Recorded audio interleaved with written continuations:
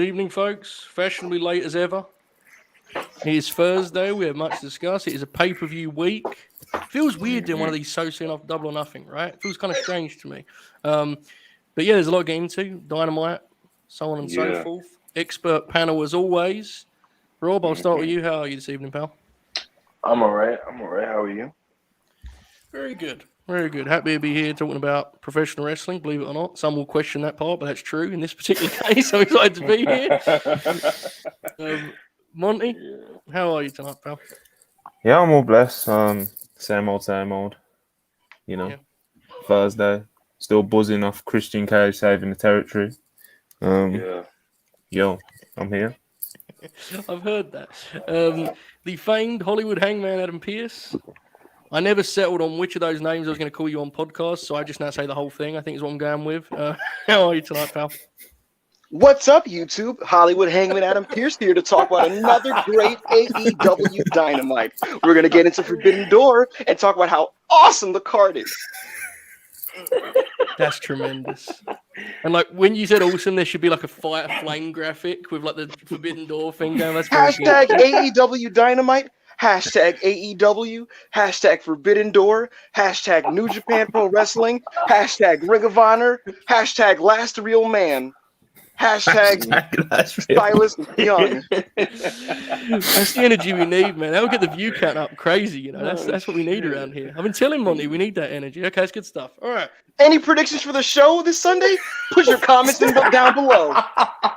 Thumbs up too. Tell them about the thumbs up, man. Tell them about the thumbs up. And subscribe too. There's thumbs, into here. Like, comment, and subscribe. Give me a thumbs up if you're hyped for Forbidden Door. What? Tremendous. What are you doing a female accent? That was all good advice, though. We do need them to do that. That's good stuff. All right, that's good. Let's get Whoa, Tanahashi and Moxley are staring at each other while people are fighting. Wow, oh my god! Crazy. Hashtag AEW Dynamite.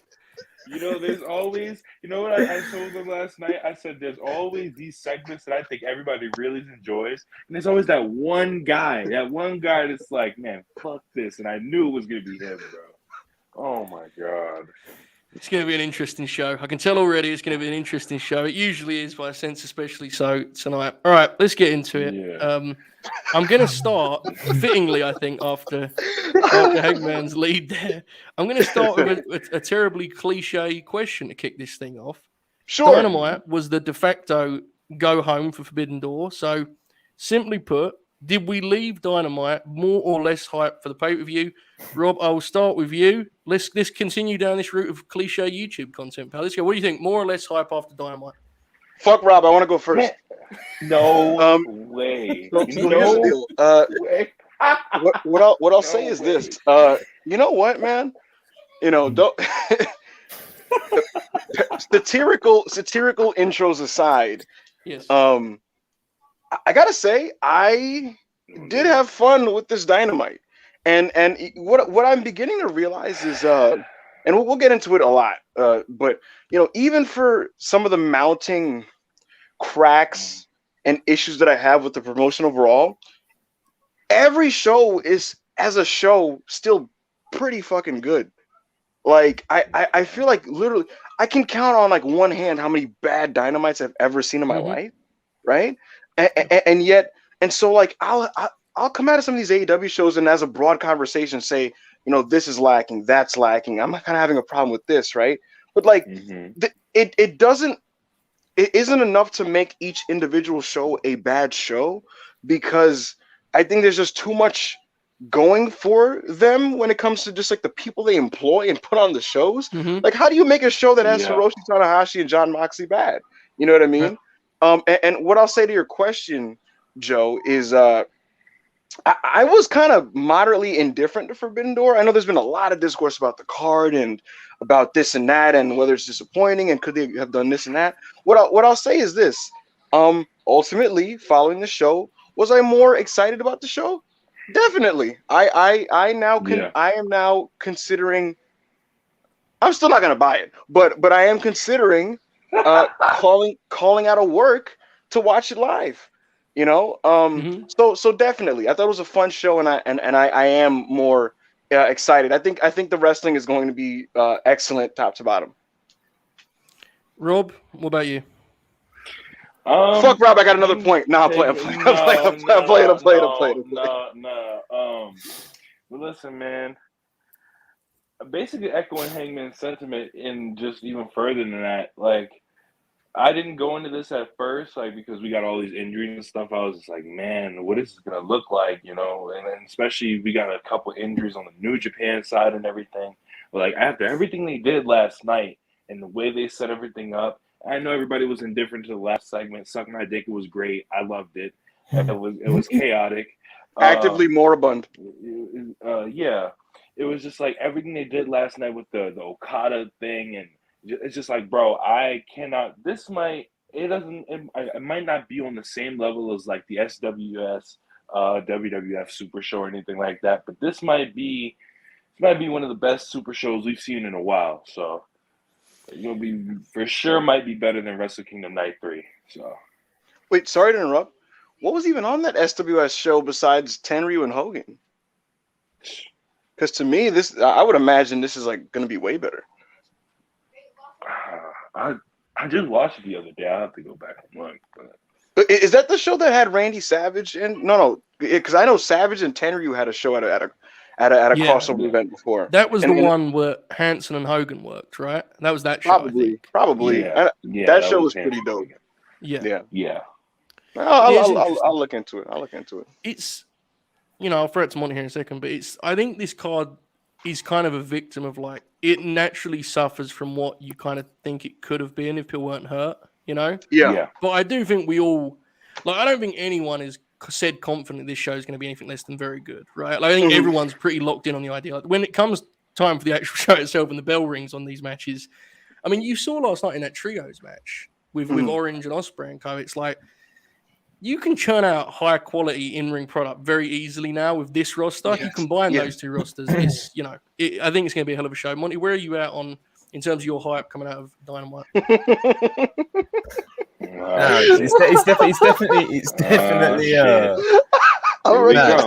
definitely higher than what it was when I was going into it. Obviously they've added Shingo, Hiromu. They've cleared up that we're getting Okada. I think what they've done regarding Danielson, I said earlier, it really softened the blow because we might as well just go into it. I think it's probably going to be Claudio. The idea of it being Claudio definitely softens the blow of Danielson being out, which is something that was like fucking me up with this pay-per-view, to be honest. Yeah. It's not ideal, when AEW have like their 3 top people that you'd want to see on this card out, Punk, Danielson and Omega. It's not ideal.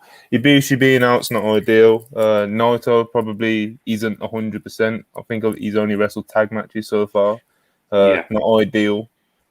But they've managed to pull off a fine card, to be honest. I have my...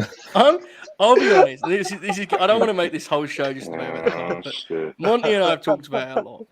And I don't think I'm as extreme as Monty is.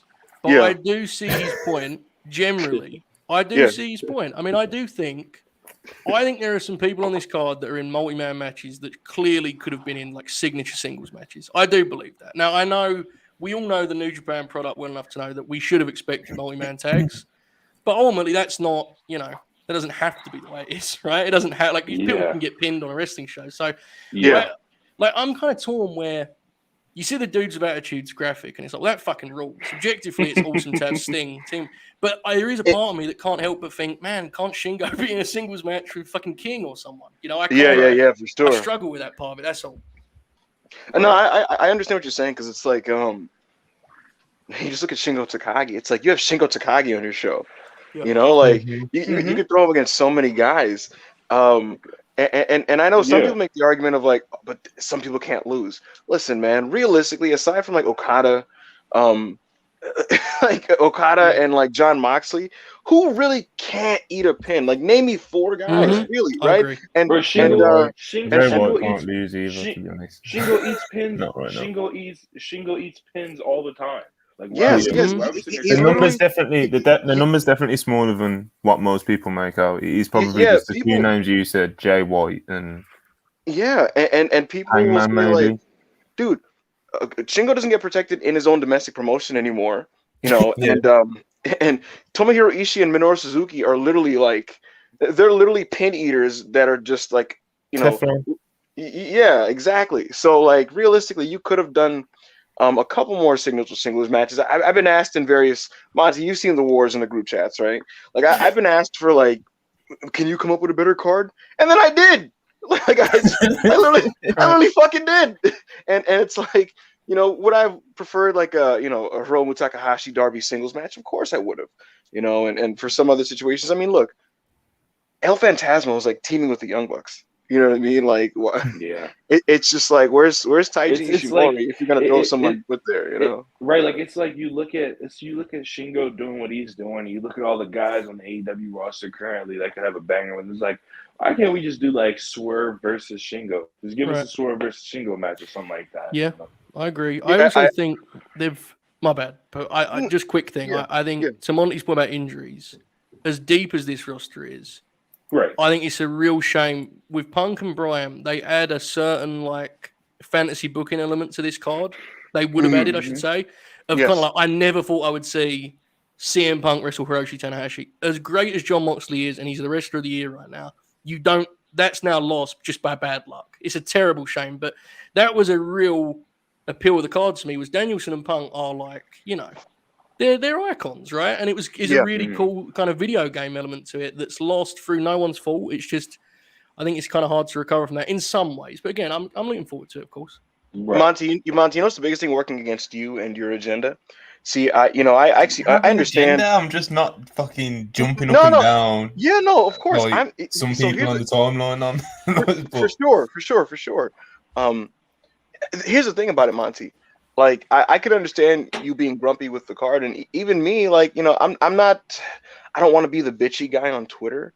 Also because like we're in a period of heightened sensitivity from AEW fans. And I just don't really feel like dealing with that. But even aside from that, I do like personally, like, yeah, I'm not like doing backflips over this Forbidden Door show. But I also passively acknowledge that it's going to be really good.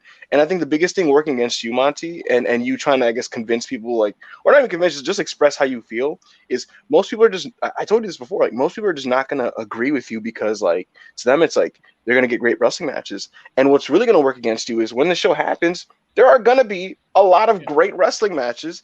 And what everyone's going to say on the timeline is, oh, you guys said it was going to be bad. You guys said it was going to suck. You guys were fucking wrong. It was great. When nobody actually said that. That, which is the funniest thing. And nobody said, even the biggest detractor of the card, no one said Forbidden Door is going to be a shitty show. At least I don't think. You know, and so that's the thing that's going to be working against you, Monty. It's like people are going to be like, oh, fucking WrestlePurists thought the Forbidden Door was going to be bad. It was gonna suck my dick. The show was a fucking banger. There's like so many fucking 5-star matches. What the fuck? So yeah, like it's gonna. He's talking about no. I'm actually not. Okay, yeah, Crystal 100%. Listen, the minute the first Poison Rana happens on match 2, he's going to be taking a victory lap. He's going to take a victory lap on the timeline. This man is going to give the fucking what was the pre-show match? Isn't it the Acclaimed and the Ass Boys versus versus the LA Dojo? He's going to give that 4 3/4.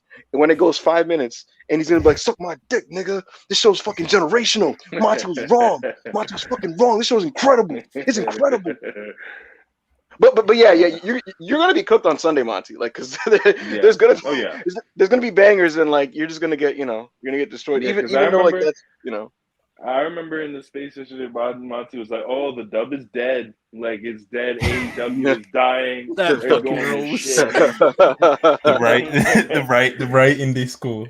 I have to say, there was a great moment in the consistently referenced group chat in which the Raw rating came in and Monty said, "We have won." Hangman said, "Who is we?" No, because Monty tagged me. The comment was at backup Hangman. We won. I was like, "Who's we?" Y'all should have seen it, bro. We sent that rating to the group chat, the Raw rating, and everybody started, like, all the AEW fans started having a panic attack. We were like, "Oh, fuck, no way." Dude started to stumble because here's the thing, like, with the shaky ratings lately, like people like have been going to like TV is down, the Stanley Cup, it's the summertime, the time slot. I love that stuff. And then Rob popped the 2 million against like the fucking Stanley Cup while the supposed ratings are down, and like dudes had, y'all ever seen that video people post like I don't even know what fucking TV show it is. This dude's like having a heart attack in the fucking like elevator and shit. Like, yeah. I find people overcomplicate. So like, I loved the Bobby Fish Darby Allin match, and I did too. I thought it was awesome. Darby Allin's one of the best wrestlers in the world. I love the idea that it's complicated to people, that people didn't like stay up to watch Bob Fish in a television main event. Like, it's not that deep, right? It's like, we all liked it, but it isn't like a big okay, so in a different group chat, I'll say this publicly because who cares? Shout out to my boy Murph, right? The funniest thing was so what's it called? I had just found out that at 9:59, literally on the minute by minute, at 9:59, 2,560,000 people were watching SmackDown, right? And when I was talking about the Rampage rating, Murph was like, people are just not watching wrestling on Friday night at 10. And I was like, but at 9:59, there were 2,560,000 people in front of their televisions watching wrestling. Did they all just go out at 10? Like, there were 2.5 million people. Yeah, Brock Lesnar walk out. Like, what do you? Yeah. But nah, listen, man. Thankfully, you know, it's a good thing. I think we'd all agree that Dynamite had a bounce back number this week. Yes. It's a good. Yeah. A part of me would have found it very slightly morbidly funny. If it didn't purely for Twitter banter, but realistically, it's a good. Monty would have had himself a ball, but it is really great that they bounced back. I can only do it in the group chats, bro, because if I take it to the timeline, no, they don't get that I'm just messing around. They just fucking around. I'd be the next Louis Dangle or something. Can I be real here, Monty? When it comes to I love Louis. So here's the deal, Monty. I don't actually care about ratings discourse because like all these shows have security TV deals, right? And so like realistically, unless like any of these shows consistently fall off a cliff and stay off that cliff for like months on end, none of them are gonna get canceled, right? And so like the week-to-week fluctuations don't really matter, which is why I only engage in ratings discourse purely for the fucking banter, purely to troll. Like to me, I think it's. I've been saying the Fed's back all week, bro. Literally, just because it's kind of funny. I think it's a little funny. I hate to say it. I think it's a little funny that Vince McMahon has just been pulling his cock out on national television for 2 consecutive shows. Oh my God. And crowds are serenading this guy, right? And bowing to this fucking guy while he's in the middle of a scandal. And he's like jumping off steel steps and shit. And like 2 million people are just choosing to watch it. Like Raw hasn't done 2 million in like what, 2 years? What is happening? Right. You know, it's so preposterous that it's happening right now against fucking major competition in sports while TV is down. I just think that's a little bit morbidly a little funny because it's just indicative like of the world to me. But aside from that, like I don't actually care about ratings discourse. I don't get like passionate or emotional about it. I just want to fucking troll and pop Monty in the group chat. Yeah. I think we've all said that at some point. What the fuck were we even talking about? I don't know. Forbidden Door, I think, right? Brian Danielson. Apparently, I hate Forbidden Door, and it's going to be You hate AEW, and you hope that they die. Brian Danielson, right? So, check this out. So, again, for those of you who follow me, I had a psychological breakdown on the timeline yesterday when I found out that Brian Danielson was not going to be on Forbidden Door. I think I literally I just lost it. And I'm really disappointed that he's not on the show. Brian Danielson is like one of the greatest wrestlers I've ever seen in my life. And unlike some of your fake goats, like he's actually goat, and he's just a fucking man. And like, he would have really jazzed me up because I just love watching Brian work. And it's really unfortunate that whatever he's out with, which is likely concussion, that he's just not going to wrestle up the show. Especially the bigger bummer to me, honestly, was like, I didn't want him to miss Blood and Guts. Yeah, I really didn't want him. I wanted to see Brian Danielson in a cage match, just fucking fighting people, right? And so it really sucks that that's not happening. I'm assuming we're all in agreement that the likely replacement, based on how he framed it, was Claudio Castagnoli, right? It has to be. After rewatching it, I honestly, and maybe it's just because I was watching it through that lens, you know? Yeah. But rewatching because you want to believe it, right? Dude, he put him over to a level that, like, It has to be because all the wrestlers adore Claudio, right? Like, they all see him as like a godly figure, and we know Yeah, Brian because he's does. tremendous. Yeah. And like, look, there's a lot of great wrestlers out there, but like, you ain't walking Tim Thatcher out there on Forbidden Door. I'm sorry, you can't do it. It's not good for Tim Thatcher. The crowd would not react to that the way you want them to. Gargano, I don't think that's the fear. I don't know, man. I just think I think it's got to be Claudio. I really do believe that. I think it kind of has to be. That's just me. Can I be honest with you guys? So, you know, I'm partial to this style of wrestling. So like, a lot of guys that like would make the timeline salty, like would pop me. And Yeah, I'm a that's fair, selfish, I'm a selfish fucking prick, right? So like, if Jonathan Gresham walked out there, No, oh my god!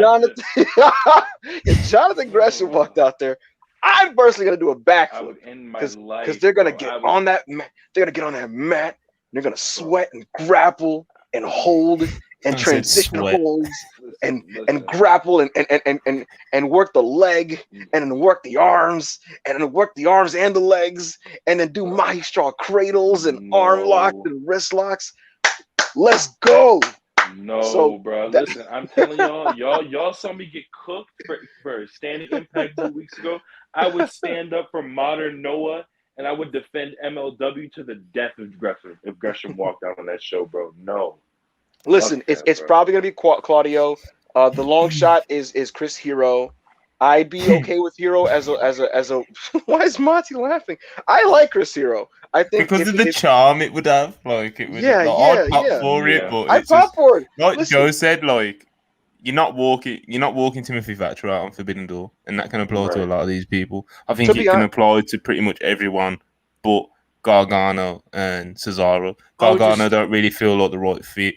I would like to just make clear though that I'm absolutely all in on it being Chris Hero. So if that is it, I'll be fine with that. I'll accept this. Here's my thing. So when they ran through the card later on, Excalibur said that this person is going to be the newest member of the BCC. Yeah, and that creates a different element because it's like there's a lot of guys that I wouldn't mind as a one-off.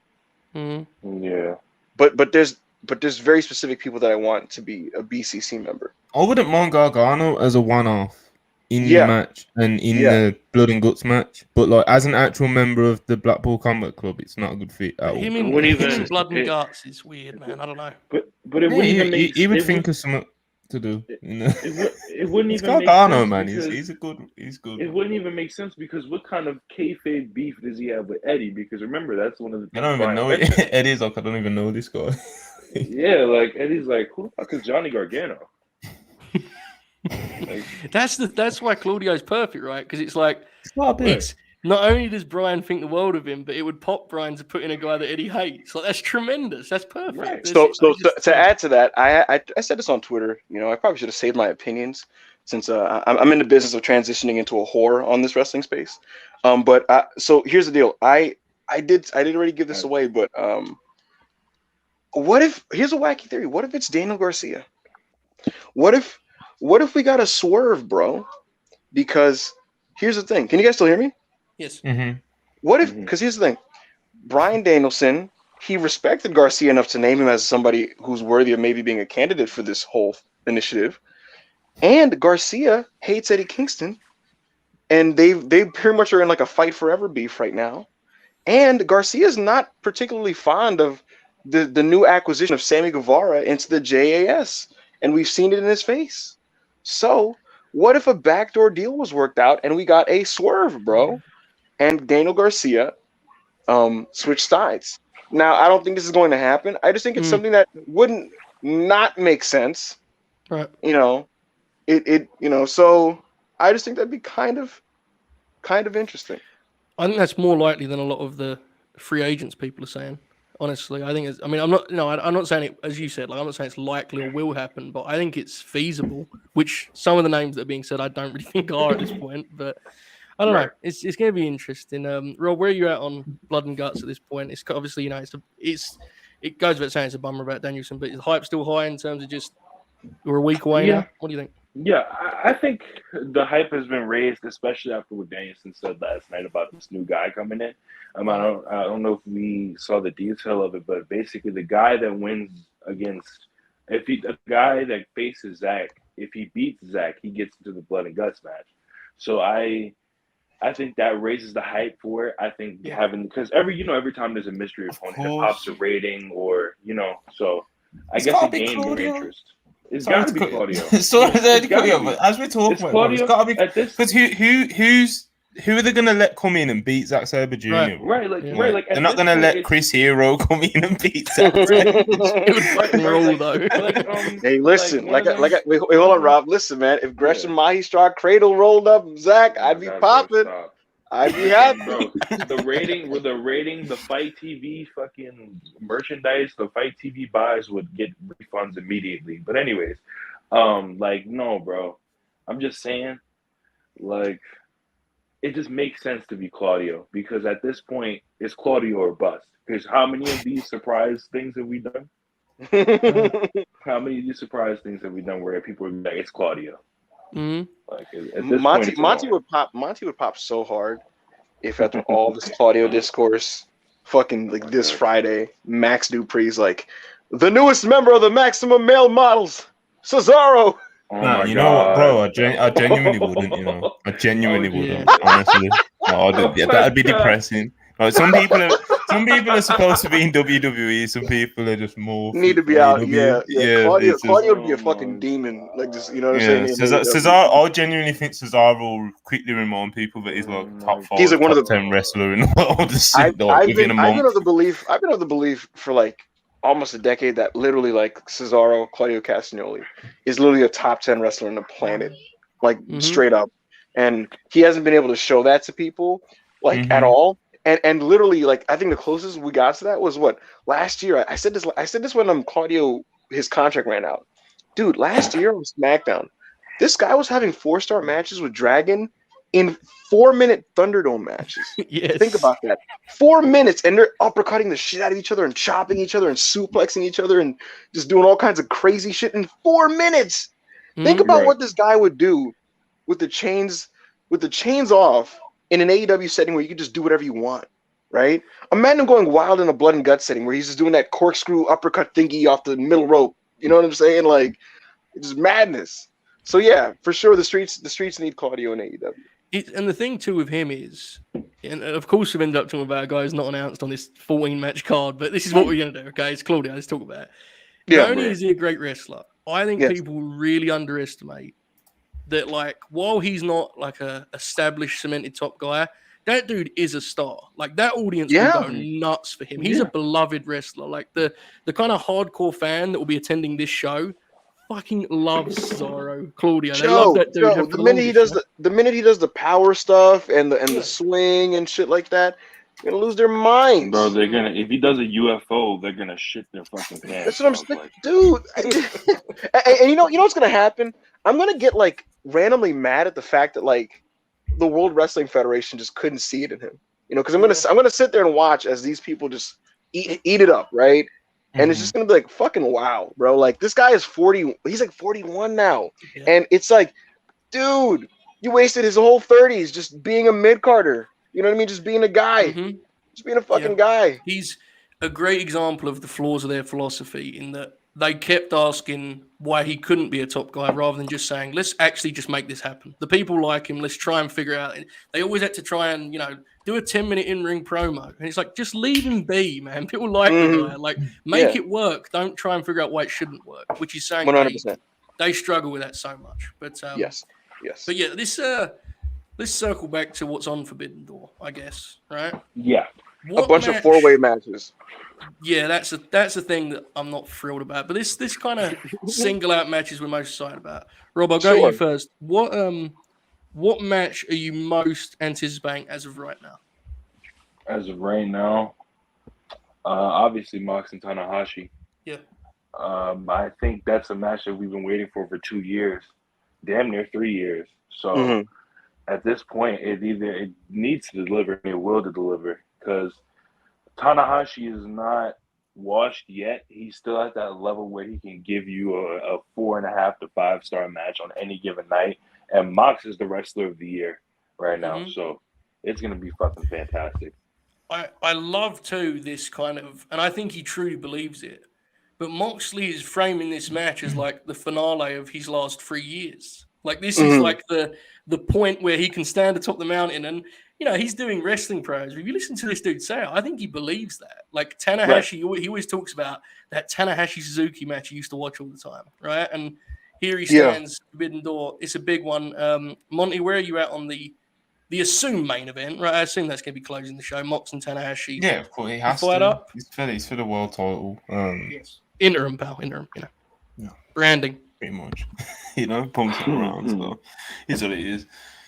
Yeah, man. I think Bright Lights Tanahashi can still do it, man. That's why, that's that's why he's genuinely like right up there in the conversation for more greatest of all time. Because when you give him a big match, even at this age, even with all his injuries and all the things that have hindered him back, like he can still go out there and deliver an instant classic. He'd done it as recently as last year, honestly. Even this year, like that Wrestle Kingdom match with Kenta was fucking insane. Like, Kenta's still not back. Kenta's still not back, bro. The fucking 50-foot fall off the ladder and shit, like that shit was fucking like wow. Yeah. Tanahashi's the man. Moxley on a roll, the role of his career, in my opinion.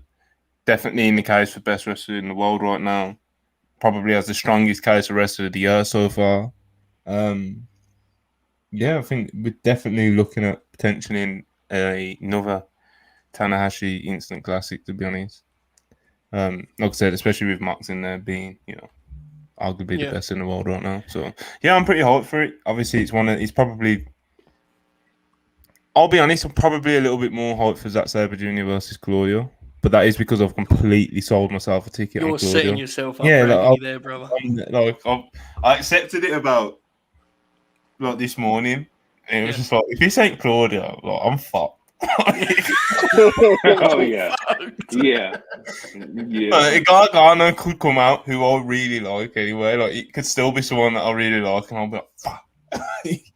Yeah, I've set myself up, man. It makes you feel any better. I actually got to that point when they were advertising the Joker, and it was Johnny Elite, and I've never felt such fucking dismay in all my life. I was like, oh my god, yo, man. How would you guys react if the surprise comes out and it's Johnny Danielson, and it's like his newest leg? I would never be seen on another one of these. I would never watch AEW. I would stop watching AEW the entire summer. I'd never watch wrestling. No, you wouldn't. I'd have to get rid of it. No, I wouldn't. Stop. I wouldn't. Do you not think for our health we'd have to just get rid of wrestling? Just remove it from our lives? Comes out and throws a shoot elbow on the lockup again. That'd be something, wouldn't it? Wearing Danielson's tights. Yeah, there you go. Hangman? Where are you at on Moxley Tanahashi? Let me answer the first question you asked first, which is what match am I most excited for? Mm-hmm. And that would be the All Atlantic Championship 4-way. Oh, because it has 4 guys that I like a lot, and that's Miro, Tomohiro Ishii, Malachi Black, and Pac. These guys are badasses. I expect cool shit. And so I'm probably most excited for that one. Regarding Mox and Tanahashi, you guys are talking about it when it comes to Mox, how he's talking about this being the culmination of his 3 years. Mox is he's a strong penchant for being able to add really high stakes to the things he does. He's really good at just talking you into believing that what he's about to do is like just the most dramatic, dangerous, important thing. And I mean, the best example is the fucking before the my favorite Moxie promo before the Full Gear Eliminator tournament, when he was talking about like his daughter grabbing his pinky and stuff, and this guy like he compared going into a tournament full of other wrestlers. He compared it to like walking into a dark alley and like fighting to the death and walking out like the last guy surviving. And it was just like, who is this guy, bro? Like Mox is he's so dramatic. Like he looks at wrestling like he's in a fucking cowboy movie or something. You know, he's a Ronin, like he's a fucking. Did you hear his promo last night?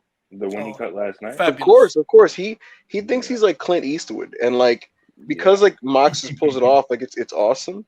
And so yeah, like him talking about Tanahashi being the man who's more important than the championship. Like you believe Mox when he says that, and so frankly, we've been waiting for this match for so long. It's almost crazy that this match only happened because of an injury, because it felt like it's the right match to headline the show. I'm looking forward to it. I almost feel like ideally the best way to do this match actually is heel Moxley in Japan taking on Tanahashi. Because if you remember, like when he first came to New Japan, he was kind of doing that a little bit, where like he leaned more towards being a heel, and he was like the Death Rider and shit. And Tanahashi's the ultimate babyface. In this AEW American setting, like Mox is also a babyface, and it's still gonna be really good. But like I almost feel like the absolute perfect dynamic is like piece of shit asshole dickhead Mox coming in to fuck things up, and Tanahashi defending like his company. You know what I mean? And Mox walking in like, who's the toughest guy here? And it's Tanahashi, the ace. And I think that's like the ideal dynamic. But I still think this works because it feels like an important matchup, and the crowd of people on hand in Chicago are gonna like know why this is a big deal, and so they're gonna treat it as such. I'm excited for this too. This is probably the thing I'm second most looking forward to for sure. I know it's not breaking news and it's a little bit cliche, but it really is apparent more and more each week. Jon Moxley is one of those, like, he's a special pro wrestler that will kind of be remembered, I think, in a way that, honestly, all of us watch a lot of wrestling. I think we can lose sight of the guys that are going to really stick with people. I think with each weekend, when he racks up another random 4-star match on an independent and he's kind of doing this world tour and he's very unique what he brings to pro wrestling. And I think it was most noticeable, honestly, when he was off Dynamite. Because we all said it, right? Oh, the roster's stacked, but without Mox, it was like, fuck, this show's not the same. Yeah, very, very special. I totally agree. Right. Heart and soul, bro. Yeah. I think they're Mox very... is so unique in the sense that so what he said, the indie shows that he does, you don't even need to do them. Like Danielson said it in an interview not that long ago. So Moxley genuinely just does that because he just fucking loves doing it. And considering to have a wrestler of like that star power, of that stature, to be like that deep into it still is for us as fans, like we are very lucky to have him around, and he's very lucky for the indie promotions that he decides to wrestle for as well. So he's just good for the business, brilliant wrestler. Like I said, like we've all said already, he's probably the best wrestler in the world right now. So yeah, man. Like I said, heart and soul of AEW. This is going to sound slightly backhanded, but I promise I mean it with love. I don't disagree with you that he may be the best wrestler in the world, but he's not like nearly as naturally gifted or graceful as some of the other candidates, which is like part of his charm, right? It feels like he's really fighting for every inch he has in that regard. Like, he ain't Hiroshi Tanahashi, man. Like, he's fucking goes out and fights people. He just has his own flavor. Rob, where do you think Mox is at in that kind of? I mean, we all agree he's leading the race for Wrestler of the Year, but in terms of just best wrestler in the world, is he at the top of that list right now? Yeah, like the run that he's gone on this year, which I'll go through his list of like cage matches, like his single matches this year. But like the match that he had with Lawler, he gave which we rated the Deppen match 4 stars. He gave Tony Deppen a fucking banger on a random GCW show. Like, he's just running around all over the indie scene, all over America, and even if he has to go overseas, he'll go overseas and giving everybody bangers. So I think that alone just puts him at the top of the list. It's just like he can go anywhere and wrestle anybody, and it'll be one of the best matches all year. So, yep, he's building quite the case. It's very cool to see, and I think we're all confident that this weekend is going to be. He sure intends for it's one of his greatest hits. I'm pretty confident it will be. Tanahashi, as you said, Monty. Bright lights, Tanahashi, right? We're just going to put bright lights in front of everyone's name now. I like it. Right. Let's circle back to Hangman's match he's most anticipating, the 4-way for the All-Atlantic title. I was kind of looking over this card earlier on the Grin show, and I was doing like kind of loose predictions. And I really came to this match and was like, I don't quite know what they're going to do here. I think we all agree it's a strong match, and as you said, all 4 guys are great. Am I missing something obvious here in terms of result? Like, Hangman, I know you're most anticipated. What do you think? Who's actually winning this All-Atlantic title? Anybody who wins this, I would be happy with. Yeah. Who I think wins it, this surely feels like a belt that was invented for Pac. It feels like a belt that maybe doesn't need to exist on the show at all times, and like Pac is being rewarded for just being great despite not having much singles gold to show for it. So I'm gonna say him because I'm just gonna say him. I also kind of want to say right now, like I'm gonna say it right here. I think the Death Triangle needs to break up. To be honest with you, I think that the trio hasn't really. I don't know if the words have been what it should have been, but I just don't. I don't know if it gets the most and the best out of everybody involved. The pandemic really fucked them over. Yeah. Sure. I just I like everybody in it, right? I don't love them operating as a 3-person unit. And when I think about wanting to see these guys, I always think about that in the context of just them as singles wrestlers. You know, I'm not always like, oh, I gotta see Pac, Penta, and Phoenix. Like, no, I want to see Ray Phoenix matches and Pac matches. But that's a side note because AEW isn't super stringent about groups, and they use guys in groups and in tag teams in single settings like interchangeably. It's not like WWE in that sense. But it was just something I want to draw out. I think Pac's winning this because, like I said, I think this belt is made for him. If it's not him, I'm gonna say it's for Miro. But we'll see. Yeah, but go ahead, Rob. I would say Miro or Malachi or anybody else is winning this match. By the way, guys, did you know that AEW is #1 in the UK? I've heard that. I didn't know that. I didn't know that AEW was #1 in the UK. So then by Excalibur making that point in the Buddy match 15 times, I was like, okay, this is Pac's belt. And because everybody else in that match can travel, like they travel back and forth. This Pac, that's the only one that'll go back to the UK and spend like 5 months over there. So give him something to do. I am like hearing you guys talk it through. I think you're probably correct. Earlier when I was looking at it, I really talked myself into Miro just because like he had the TNT title run. I don't think he's up next for the world title for a while, but I think we all agree he's like that good in terms of an overall act. And it could be a thing for him to kind of, like the way look, his matches may not have been as good as some others, but as TNT champ, he really made that belt feel special, right? That's what I thought. I thought he's the best TNT champion. Yeah, me too. And I think in theory, he could do that for this belt, but I'm not sure. Monty, where do you lean on this this All Atlantic business?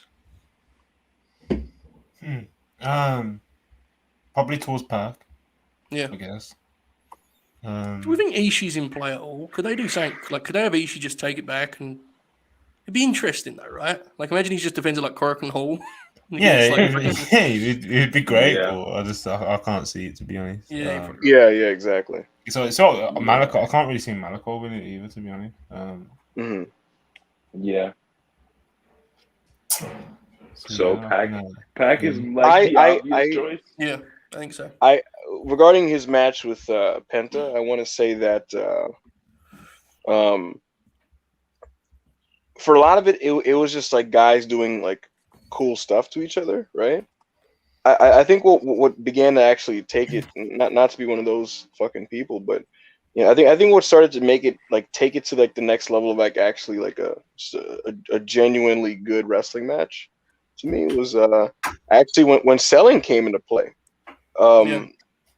There was a spot where Penta did a package, like an avalanche package pile driver to Malachi Black, right?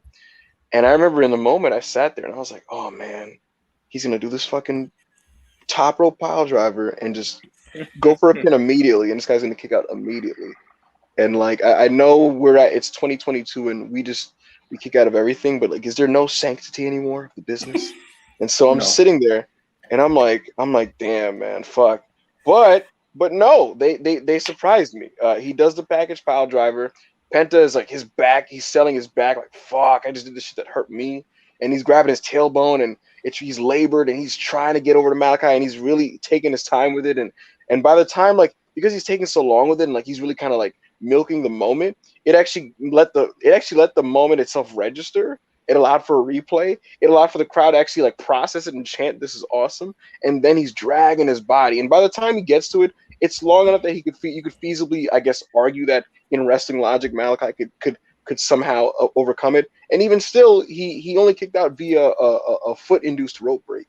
Now, these are things that I'm sure most people don't give a fuck about, right?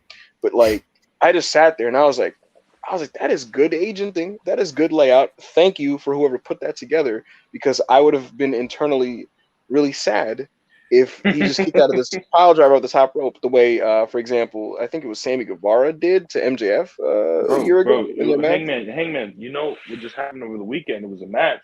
It was like this JT Dunn guy in Janela, and this JT Dunn guy Stop right gave there. him listen. He gave him a tombstone through some chairs, kicked out, right? Only to hit him with a super kick to win. I was like, it would have been just like that, and I get it. You know, I hate when people kick out of power drivers nowadays. I completely agree with everything you guys said, but I will say this particular Penta example, like hilariously had like a weird effect on me where I'm so not used to him selling that way. I was like, it was very surprising. Like, it was good objectively, but it almost took me out. It was like, wait, what the fuck's happened to Penta? Is he okay? It genuinely worked me because I'm not used to seeing him sell, and I like Penta, but you know, Penta's, bless him, he's mercurial, right? He kind of just carries on and has fun out there. Exactly. Yeah, for sure.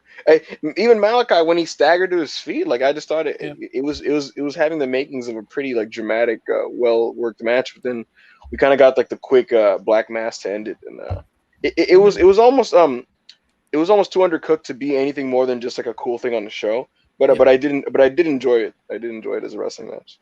Yeah, it was good for sure. I mean, Malachi has had an interesting run in that, like, I think everyone agrees he's incredibly gifted in ring.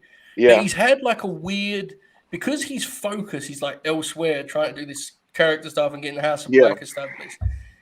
He's not someone who has had like a lot of incredible matches or something. Yeah, I could be forgetting some, but like I don't remember like a particularly deep kind of match catalogue in AEW for Malachi Black, because it's felt like that's not really been the intention very often. If that makes sense, he's kind of no.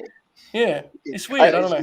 I think his best singles match is the last one with Cody. Actually, I thought that was really good. The one on TV. Since we basically just reviewed Penta versus Malachi, should we just go back? We'll go back. We basically spoke about Claudio Danielson. Yeah. So if we pick back up on the Dynamite review, the 6-man tag. Oh it was Ospreay, Aussie Open versus. Oh god, I need help with this one. Someone help Rocky me. Trent. Yeah, best friends. Yeah. Basically, yeah. It was quite good, mate. Yeah. It was a match. It was very good. It was a match with 6 people that was well worked because everybody involved is good at wrestling, and Orange Cassidy has not lost a step, and the baby faces won, and that was that. Cesaro has a new bio. What is it? Oh my god. It better be good. If not, Monty's fucked. The match was really good. What's his bio, Monty? Look at the tension in Monty's face. Yeah. There's tension with me right now. Like I can't proceed unless you tell me this. Like, right. What the fuck's his bio, Monty? No, someone put it in the group chat, so I'm just looking for it now. Cesaro. He was good at Twitter, man. Come on. Now I gotta look up. Yeah, because his name's CSRO, and if you put in Cesaro, it doesn't come up now. CSRO. From what I can see, he's put his bookings email in his bio. I don't know how recent that is, but oh, God bless. We've done it. Case closed, folks. Let's play the pay-per-view. Let's see here. Yeah, it says Claudio Castagnoli, Cesaro, Coffee Aficionado, Business Inquiries. I don't remember this. Should we email him? Should we ask him? Are you on Forbidden Door? Yeah, should we ask him? Hey, I'll tell you what, man. I don't remember this being his bio a week ago. You know? Yeah. I'm pretty confident, guys. I have to say.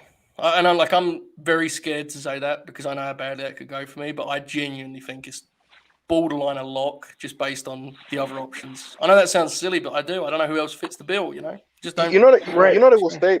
Because the original plan was Danielson, it makes you wonder, like, was Tony ever planning to bring Claudio? Like, what was the deal with that? You know? I'd assume so. You know, because Tony has done like if you listen to his interviews sometimes with some of these guys that have come in, like he'll say how like, oh, we put this together like really close to the thing, like he's put together like this last second, like you show up and do this kind of deals before, like, really late in the game. So it makes you wonder, like, was he like, what was his kind of his plan with Cesaro if he even wanted him, you know? I wonder if he had him as like This would be kind of a weird fit because I don't know how much hype this show's going to get. But you know they're doing another Ring of Honor pay-per-view soon?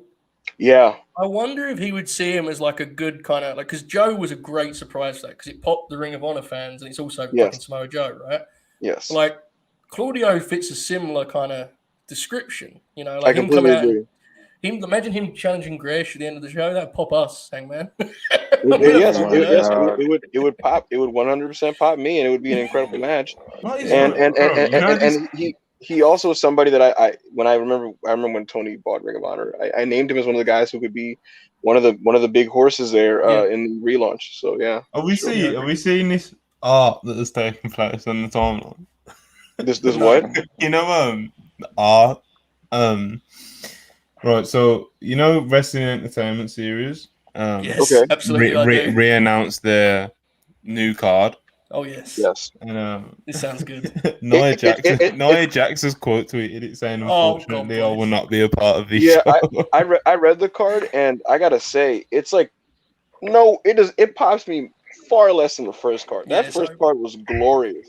You know, you had Nia Jax and Lana wrestling again. You had Alistair Overeem and Braun Strowman. And like now, like a lot of those guys are gone. You know? Did y'all send it to the group chat so I can read this card? It's like nowhere near as like just incredible. Yeah, it's not even like the last one. It's not even like the last one. We're definitely not saying was a good card, but it just had a pop to it. It was glorious. Yeah, it had a glorious pop to it, and this one's just kind of like bad. To be honest. It's bad in like I'm just not gonna watch this kind of way, rather than like bad in I gotta fucking watching it before. I was 100% watching it before. I was 100% gonna watch the first one. Yeah. This is Dean Mojo Rawley. Wow, crazy. Fuck that card, bro. Fuck that. Yeah. Ozzy opening Ospreay versus Chaos Best Friends, whatever you want to call them. Yeah. Good match. Ozzy opener great. Ospreay's great. Everyone involved's great. Orange got the pin, which if it wasn't obvious before, it's pretty obvious which way the match is going on Sunday. Look, man. Yeah, man, it was a really good match. It was exciting, especially towards the end. It was a very, very, very good match. Good opener. Yeah, man. Definitely I know you dunked on me before because you say it's a redundant point. I don't give a fuck. I'm going to reiterate that Rocky Romero is like one of the most underrated wrestlers of the last 20 years. I know we know he's good. I'm telling you, people do not appreciate how fucking good he's been for so long. Mm-hmm. He's so sharp, man. Right. Like his offense is so like crisp, not in a way of like, oh my god, it's violent, but his timing is just so good. It blows me away every time. Him and Trent are a very good team. They are, I assume, there to get pinned on Sunday, but you know, wrestling politics and all those things. So. Why am I being accused in the group in the chat of not calling Ospreay great? No. Many people have said to me, "You're killing the channel." I've heard that. Yeah, it's a shame. It's difficult. Ospreay's great. Of course, Ospreay's great. What the fuck? I think there's a lot of Monty likes Will. But I think there's some resentment about him kind of forcing him forward there, as we discussed the forbidden. You were very aggressive with wanting to discuss Ospreay. It was a little much, you know. I think Monty's just being conflated with other Brits on Twitter. Yeah, that's fair. That happens to me. It happens. It happens, bro. It happens. Yeah. No, I think you're a big Ospreay, but you get actually very mad when people don't like Ospreay.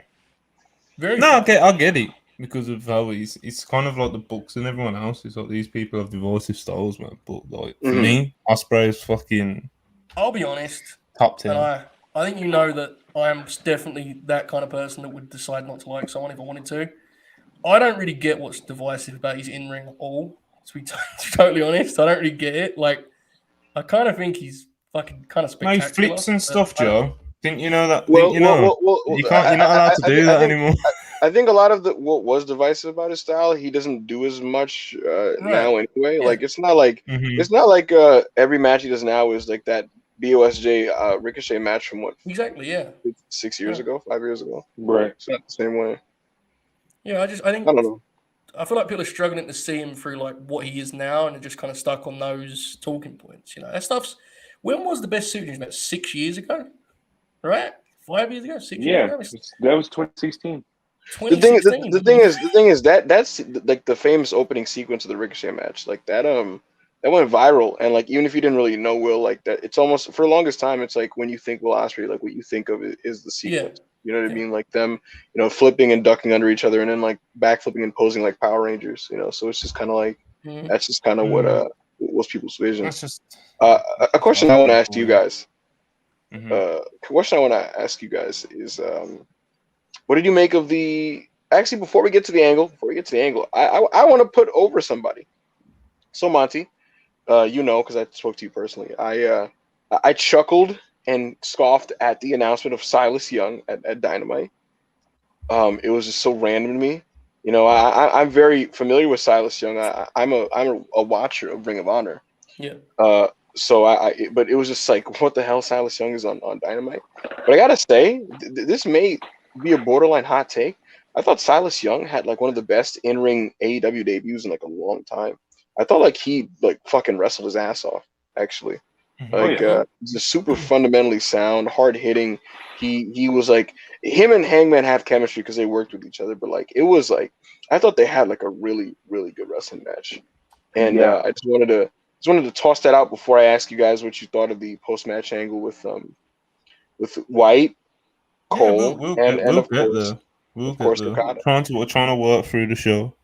We'll get to that quickly on Silas Young, because I think you're right to bring up, because he was, and I agree with just general sentiment, he was very good for quite a while in Ring of Honor without any acclaim, because unfortunately the more he got pushed, the product was falling around him. Exactly.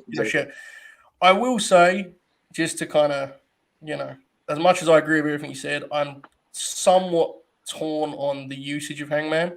Like, I don't know if this was the time to do that match. The same way I don't know if the David Finlay match needed to be. Like, that's where I kind of... And, like, if your take on that is, I'm just glad we got the match, then I totally get that. Like, it's not yours, meaning, like, generally, if you're in the chat, whatever. Like, if you wanted to see the match, you got the match. That's awesome.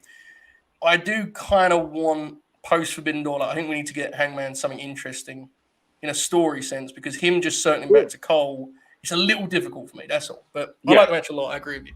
Yeah.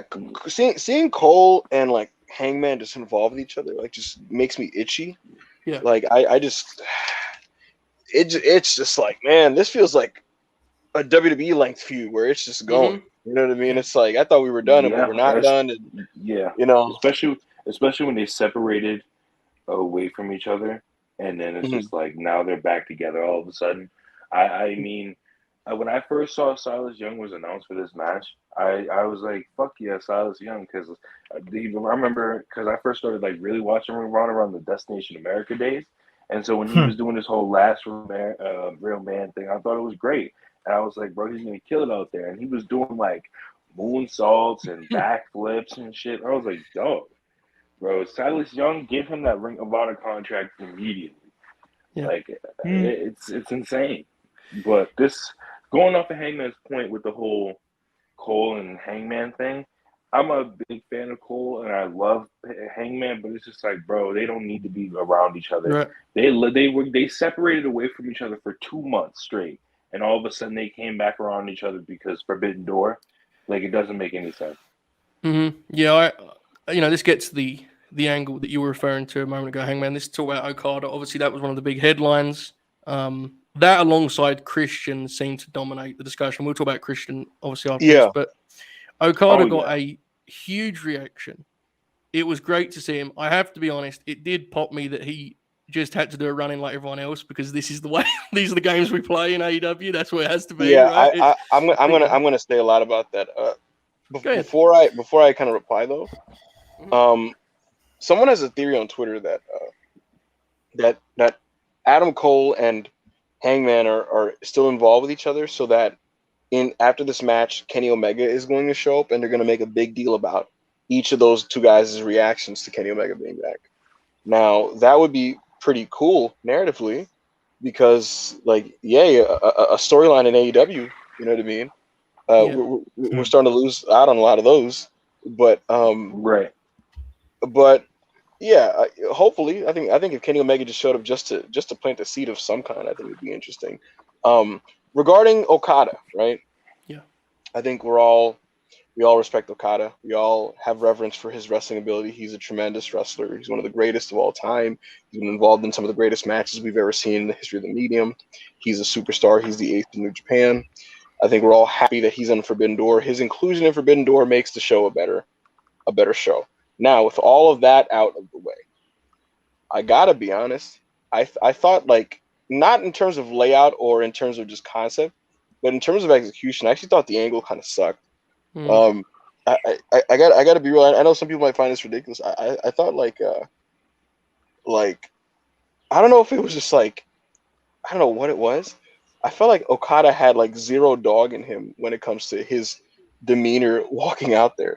It's like he walked out and like he didn't give a fuck about what he was doing. He shows up in like this really casual outfit, and I was just like, why is Okada dressed like he's about to just take his girlfriend out to the mall? And then like he jogs down and then does like, it's like he doesn't. I don't know if like he didn't. If there's a miscommunication on what like he was supposed to do when he went there, but he goes out and he kind of awkwardly stops for a second and he sees Hangman throwing. He saw Hangman throwing elbows. He's like, all right, I guess I'm supposed to do this too. And he starts throwing elbows. And Hangman takes his guy to the corner and Okada's like, am I supposed to do that too? It almost felt like he was like fucking just like winging it, following Hangman and just kind of mimicking him until they did their stare down. And to be honest with you, like, again, we all know he's great, right? And so, like, obviously, it doesn't even matter. It really doesn't really matter.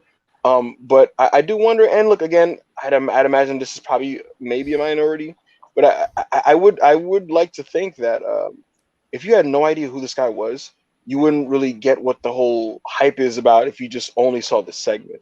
You know? But go ahead, Ron.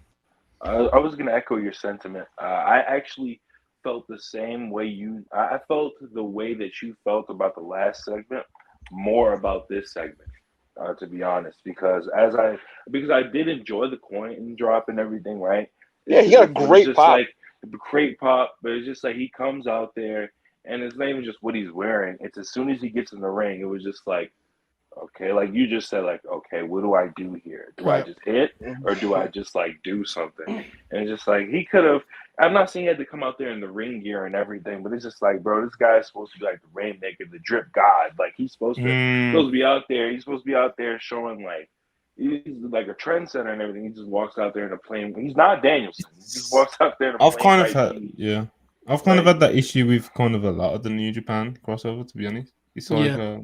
In terms of what? Just giving it, like just giving them that little extra something with their entrance. So even with Ospreay, like we're talking about the guy who main evented Tokyo Dome earlier this year, and he just kind of came out like any other guy. Okada kind of came out just like any other guy. Oh, like, he got. I know that we all kind of dunk on AEW for the lights on, lights off, but like that isn't the only option to make an entrance more impactful. You know, it's a small thing. Bro, wait, hold on, Rob. Because the thing about this, right? Like, when you see Okada make his entrance out in New Japan proper, right? With that jacket with the collars that he has, the brain, like he looks like a god, right? He looks like a literal god. And his AEW first appearance is literally him in like what feels like a fucking Mickey Mouse t-shirt, and he's just kind of like going for a stroll, like he literally just got out of H&M. And even his facial expression, like there's no like I have arrived. It's literally just like it's literally just kind of like about JR. That was genuinely like the best part. He's trying his best. Yeah, that was genuinely like the best part of the angles. Like JR putting over Okada. I'm gonna go on a Jim Ross rant later on because I'm tired of fucking people. You know, but before I get to that, no, I'm fucking tired of y'all. And whoever it applies to, it applies to. But before we get to that, when it comes to Okada himself, he really did walk out like, "Is this AEW? I guess so." Okay. Oh my god! It was like, and just to compare, remember, if you go back to Bryan Danielson's debut, right? He goes in the ring immediately, kick to the corner, fucking chop, German suplex again, and then immediately does like the freaking Busaiku knee. Like there was fire and fervor and passion and just it you know what I mean? And like Okada just came out and it was just kind of like, what are we doing this segment? Like, and like he just kind of followed along. It was just a little flat from that standpoint. You know? Right, like going off of what Monty said, like there's ways to do impactful debuts, or there's ways, like the most impactful debuts they've ever done, and the most impactful like debut of the last decade was CM Punk literally just walking out, going to the ring, sitting down, cutting a promo, and then leaving. Like that's the most like he had his entire entrance too. So you don't have to do lights on, lights out, this, that, and the third. You can make an impactful entrance. Right. I would argue, Monty, I would argue that you could have closed this show, right? With just honestly, because if that was what you're gonna do with Okada, you could make the argument that this show could have just literally closed with you could have teased all show long, like there's gonna be a fourth man in this title match, right? And you're trying to figure out who it is. And then literally to close the show, right, you have like the three other guys in the title match. And then literally in the final seconds, you just get like the coin drop. Okada walks out in the full Okada garb with the robes. You go all out with pyro and raining money and fucking just babies flying in the air. And he's just standing there. And he just stands there, and I don't know if you guys know this. This is so obscure. Has anyone ever seen Lashley's TNA debut? It's so funny. He just like walks out and then just points. He points forward, right? And it's like hilarious because like what are you pointing at, right? But fucking literally, just you just have Okada walk out there looking all godly and graceful, and he just kind of points or some shit, and you just have Jim Ross like, my God, it's Okada from the Tokyo Dome. He's gonna be heavyweight champion, IWGP heavyweight. He's gonna be at Forbidden Door. Buy the show. Have Excalibur go full JBL on commentary. Yeah, just it's Kazuchika Okada. He's been in the Tokyo Dome. He made it at this show. He made it at that show. He's a young lion. Don't miss it. And he just go off the air, in pure delirium at Okada's arrival. Because honestly, the way it happened, just middle of the show, you know, just like H&M fit running out and just kind of like throw, you know what I mean? Just it was a little unassuming, you know. It worries me in general, and to Monty's point, like my concern with this stuff, and I agree with you by the way about Okada's actual performance in this. He didn't look exactly inspired, but that I don't know what to do. But in terms of the presentation, I do wonder slightly if in pushing back on the admittedly annoying casual fan discourse, we may have gone too far.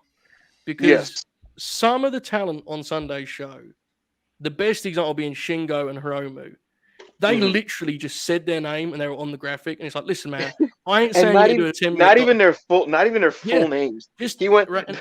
It's like I'm not saying you need to do a documentary about them, but a 30-second video would not. I don't think it would be a mistake. I understand. It's too much for me. Joe, it was funny because Darby was cutting this promo like he was told the matchup 3 minutes ago. Because he was just like, Young Bucks, we're fighting you because like we're beefing with you and ELP and Hikuleo. Right. So we're gonna pick our guys. Dingo and Hiromu. Yeah. It's like, okay. So we're just gonna pick random two guys of nothing. Now, mind you. This is a sick quartet of talent to be on this show. Yeah. Darby Allin, Hiromu Takahashi, Sting, and Shingo is fucking awesome. Nuts. It should. I guess what I'm like. It should be more apparent to someone who's not familiar with Shingo and Hiromu how fucking awesome this is. Exactly. Yes. Like, and it's like, especially with Hiromu and Shingo for that matter, because of his offense, it would literally take 30 seconds, dude.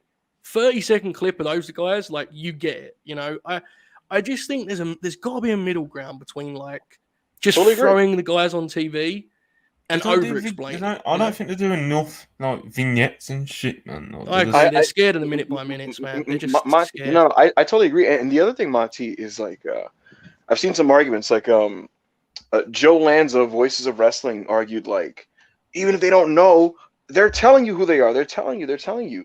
And sure, they are like, you know, Okada walks out there telling you, oh my God, this guy's Okada. You know, Tanahashi walks out, they do give you all the lore and shit, right? But the thing is, I think there's a difference between telling someone something and making someone care about something. You know what I mean? And I think that for some people, it's like, okay, you can tell me all you want about this guy, but like, can you show me why I should be interested in him or why I should think this is a big deal? You know, you could say all you want about this guy's done A, B, C, D, E, F, G. It's like, okay, that's dope. But I'm just watching him walk out in a t-shirt, looking confused, like he went into the wrong room. Like you can tell me all the things this guy's ever done. It's just like if he looks like a bum, bro. It's just like honestly, Monty, this is where Okada's entrance and arrival needed some like over the top Cody Rhodesism. And what I mean by that is like there should have been a fucking gigantic, literal, like on the nose, unsubtle, just a literal like life-size door on the stage. And it should have went completely black with a spotlight under it. Life-size door. Absolutely. And then he all you see is the door break. And he's breaking with the X. Yeah, right. Just breaks through, and then the coin drops, and you see actual coins fall, and he just puts his arms out in like that Rainmaker pose he does, and it's like the door is broken. The final man has walked through. It's done. It's just like, you do that. You have smoke. You have smoke on the stage and shit. Like fucking right. Like it's just like either do something like that or just have us wait till Sunday, bro. Honestly, I'm kind of big on that part. Sorry, Monty, but that part is where I'm kind of. I totally think it's great to have Tanahashi wrestle on Dynamite and Ospreay. And there is a part of me that can't shake the feeling that like maybe you should have just let it all wait for that night. You know, like seeing Tanahashi. I know it's going to look different. I hope it looks different. It's a joint show. I hope it doesn't just look like an AEW pay-per-view. But like. I do think there would have been something to be said for the suspense and the like allure of just this is when these guys are going to wrestle. It don't bother me because I like, I'm happy to see Ospreay wrestle, but Ospreay has wrestled on 3 straight weeks of TV, and it's like, I do wonder if that would kind of add some Joe, to the whole thing. To your point, I saw someone tweet saying like, guys, someone tweeted like, why are you guys complaining about the build? This is not really a build storyline type of show. It's just a fun super show to do. And I'm like, okay, if that's the case. Then why go kind of in the middle where you do like a semi build, that's like interrupting your regularly scheduled programming of AEW, but not all, but also not going all the way with a Forbidden Door build, if you know what I'm saying? Because you have this weird middle ground where like it feels like AEW as a storytelling promotion has stagnated because they have to kind of get this stuff in there, but you're kind of doing this halfway thing, and in the process of doing it halfway, a lot of the guys that are supposed to be superstars from New Japan Pro Wrestling, unfortunately, don't come off like superstars. Even though when you see these guys make Tokyo Dome entrances, they feel like gods, right? And so it's like instead of gods, you just got guys coming out for 6-man tags and stuff. I think this doesn't really hurt. This doesn't affect Tanahashi.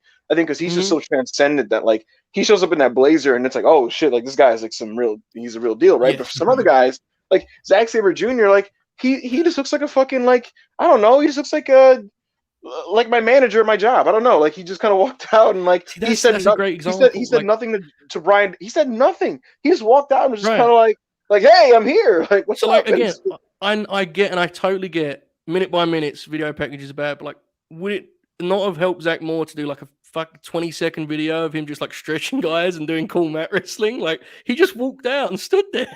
Like dude, I don't know. I mean, I don't know how bad Danielson's situation is. Why not have Zach run out there and just put him in an ankle lock until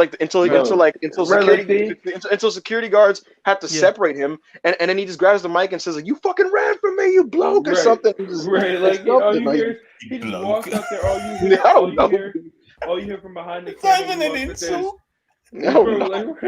All you hear is him behind the camera. You fucking dickheads! It's like, bro, come on, bro. What are you doing, man? I was very surprised. I think even Mike, but we keep veering all over the place, which is fine, I guess. But I kind of prefer it over in segment 4. This happened. Yeah, segment what did everybody think of segment 4? Yeah, but the next thing we was getting to was Christian Cage. That's the real reason Monty's cranky. He's just waiting to get his Christian. I'm just ready. I viewed it as like the main event. That's the right. This go on, Monty. You can lead us on this. Go. Let's talk about Christian Cage. Go. Monty start. You know, I'll be real with you. At the start, like first minute or two of the promo was pretty much kind of like, whatever. It was like, you people, his justification for turning was like kind of is that it sort of thing. Right. But as he kind of went on, he got going. He started talking about, attaching himself to Jungle Boy to just kind of like, rinsing for money and, without doing too much and this and that. Right. And, bro, you see when he said that bar about his mom, he's like, his mom saw the knight in shining armor going away. Oh, that's right. I was ready for the dad comment. I was ready for it. I was, as soon as he mentioned it, I was ready for it, bro. And he said it.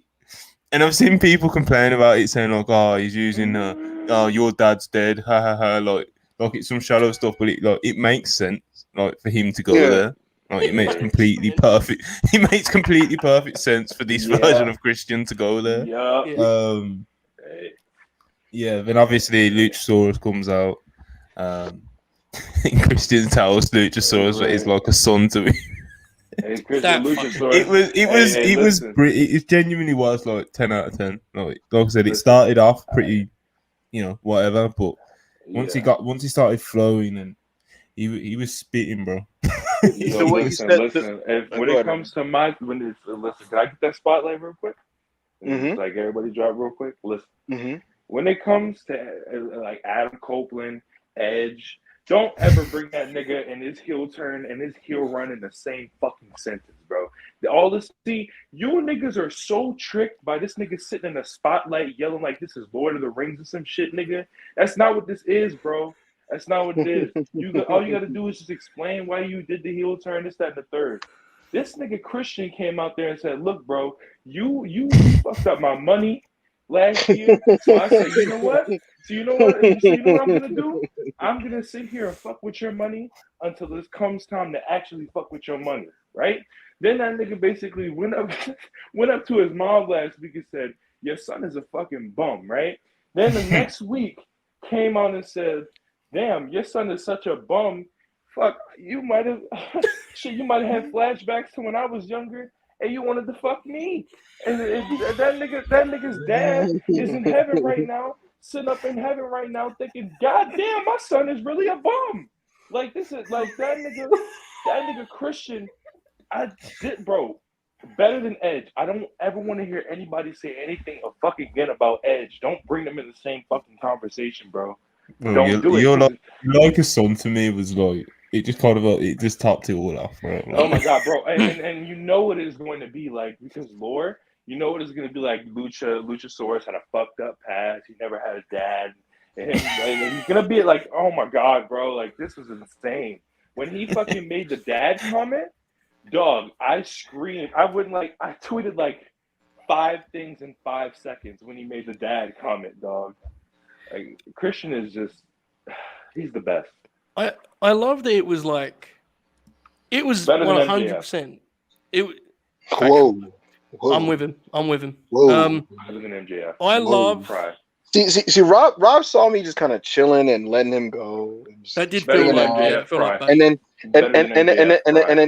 then he decided, let me get Hangman out of his chair to just get him. Chair. You know, yeah. You know what? I'm just gonna ignore the bait and let Joe continue. Go ahead, Joe. It's not bait, it's the truth. But go ahead, Joe. We'll discuss this. This will be another podcast for another day. No, I love that it was like they sacrificed, rightly to be clear, they sacrificed Luchasaurus for this, and like the bit was that he's that dumb. Like JL was like, "Come on, dude!" Like he just said this shit. Like I love the idea, but it's like he's a fucking dressed as a dinosaur, man. That man Christian said, "I'm a lying carny," and then this dude Luchasaurus is like, "You asshole," and then this guy proceeds to be a lying carny, and it worked. It was. I loved how he kind of touched on how he said, everyone wants him to wrestle him. Wants him to tag with them and align himself with them, and he's off. I don't do any of that shit. Yeah, and he was like, I just loved it all. Then he made the digs towards obviously MJF about his contract and how much he gets paid. Right. He was just fucking great. He was like, I've got to get my hands dirty now, and I'm pissed off about it. Like, fuck, I'm gonna have to wrestle. That rules. Right. Hangman, go ahead, bro. A part that we haven't touched on yet, and I know Hangman is going to touch on this. The part where you go, the part that I haven't touched on, the part where he goes, you remember what happened to Marco? I was like, damn. Great delivery on that, bro. That was great delivery on that. Hangman, where are you at on? I mean, I'm pretty confident on your take on this, but the Christian Cage promo, go ahead. Yeah, this is very entertaining. To be honest, I thought the beginning of it was actually, because it's funny you bring up Edge, Rob. I thought the beginning of this promo was actually Edge adjacent. To be honest with you, where he was just kind of like, don't do that. Yeah, Don't say that. no. I honestly thought it was, because it was just kind of like it was very much you people and like just bashing the town kind of a thing. So it felt actually kind of Edge adjacent, not even like in a particularly good or bad way, just kind of a similar type of deal. But more of just Christian's natural dickheadness came out, and it just became funnier and funnier as it happened. Because Christian to me is like really hilarious. Like he's just because he's just a douche while being having the straightest face while doing it. Like he's just so snide and like just snarky and just dickish, and it was funny to see. The unique thing that I want to add to this conversation is that, you know what I anticipate happening, guys? You know, Christian, I thought he pretty much smashed it here. He was really entertaining. He's a great heel. When he made the point about like, I make matches that you guys talk about for longer than a week, to be honest, I think it kind of like it indirectly exposed AEW in the sense that like there's like matches that we call 4 or 4.5 every week, right? And then we don't really talk about it like 2 weeks later. Aside from a couple, right? Like I said this before, Monty, to you a while ago when I was talking about evaluating great wrestling, that like there's matches you think are 4 stars, and then there's matches that are 4 stars, right? And usually the difference is like the ones that you think about for longer than just a day or two or like a week are the actual great matches, and the matches that like you saw in the moment and thought were awesome, but then don't really even, it doesn't even cross your mind, or you forget even happened. It wasn't that great actually. It was you know what I mean? And I think AEW has a lot of like just good workers doing good work, but there are plenty of matches that you think are great that you don't even think about for a long time. And frankly, when Christian said like I got fucking matches that they named pay-per-views after, I mean, hell, bro, it is a absolute fact that those TLC matches that he was doing with the Dudleys and the Hardys, like those endured the test of time. We still talk about these matches to this day. You know, that accounts for something. You know what I mean? Like he was a part of something that affected the industry and actually changed the industry. And so he earned the right to talk his shit. And like really, like I don't know why it took him pointing that out for me to go like that's fucking right. That's crazy. Right. Like you know? He basically got on the mic and said, all of y'all are my sons. Yeah, and the second thing I want to say is, guys, sure, bro, dude. There's matches in AEW with like ladders and tables that like you can make the easy argument that like these are much more graceful or athletic or creative than like the TLC matches, right? But it's like, is it really greater if like you don't even remember them, you know, weeks later? You know, I don't think I'm gonna remember Young Bucks and Lucha Bros next month, to be honest with you. You know, do you think though, is that partly on their kind of inability to like make a moment stick and contextualize and like remind you of what you saw last? Because I think it's that as much as it's the in-ring, right? It's like the package 100%. Itself, you know? 100%. They struggle with that a lot, I think. Yeah, because see, the thing is like their appeal is like we're going to cram as much high-level wrestling every week to make you watch, right? And that's great. But sometimes not letting things breathe or letting the moment sit. I mean, dude, I always go back to this one thing when SCU lost to the Young Bucks and they had to break up, and like we couldn't even like take in like them kind of having their final moments with each other, Kazarian and Daniels, because we went right to like, holy shit, we gotta go to the back, something's happening in the back, and I was like, yo, like holy shit, right?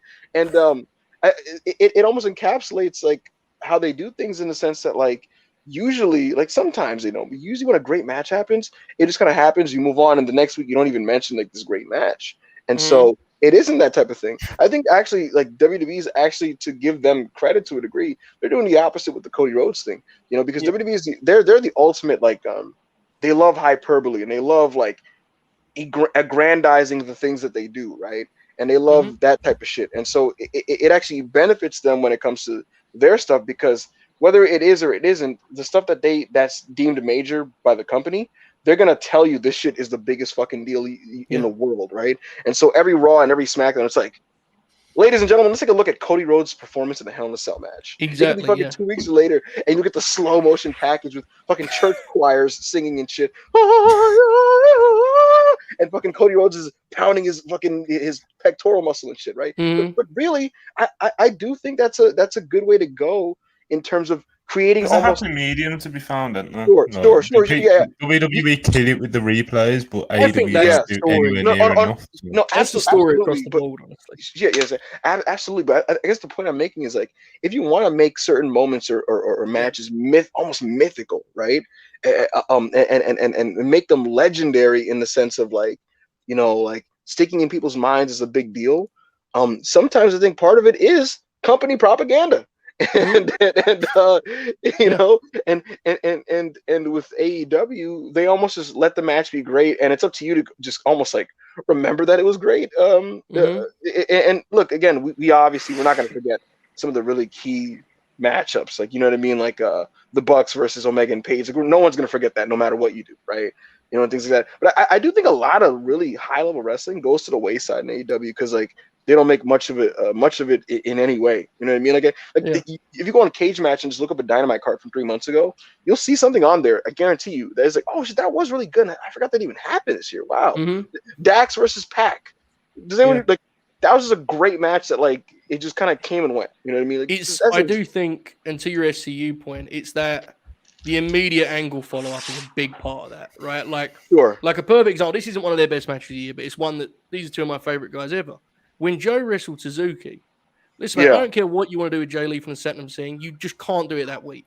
Like, and that was a whole discourse, and everyone's done it. But forget how the angle was done. Just let it settle in that Samoa Joe just wrestled Minoru Suzuki. You don't have to immediately shoot an angle, you know? Like, and I think that results in us. It all kind of blends together because nothing gets a chance, as you perfectly said there, like to kind of settle just for a minute. Like Samoa Joe just wrestled Minoru Suzuki, debuted last week. You know, let's give this a second here. But and then like literally right after the finish, it's like Satnam Singh is in the ring, Jay Lethal, Sanjay Dutt. It was actually it was seconds, bro. It was crazy. Seconds. Another thing I want to toss out though, my actual major takeaway about the Christian thing, because again, I thought he did a tremendous job, and with just some of the heat that he got in the arena, this is 100% gonna be very beneficial to Jungle Boy and get him even more over. But you know what I actually anticipate coming out of this? I don't know how many of you guys were watching at the time, but when Triple H had the feud with Seth Rollins, I remember thinking at the time, like, Hunter is absolutely killing it with these promos, right? And Seth was unable. The whole point of the angle was to get Seth over, right? Yeah. And Seth, in my opinion, was completely unable to match Triple H's intensity and fire. And so it just felt like he was getting punked repeatedly, and he couldn't bring it on his end to match it, right?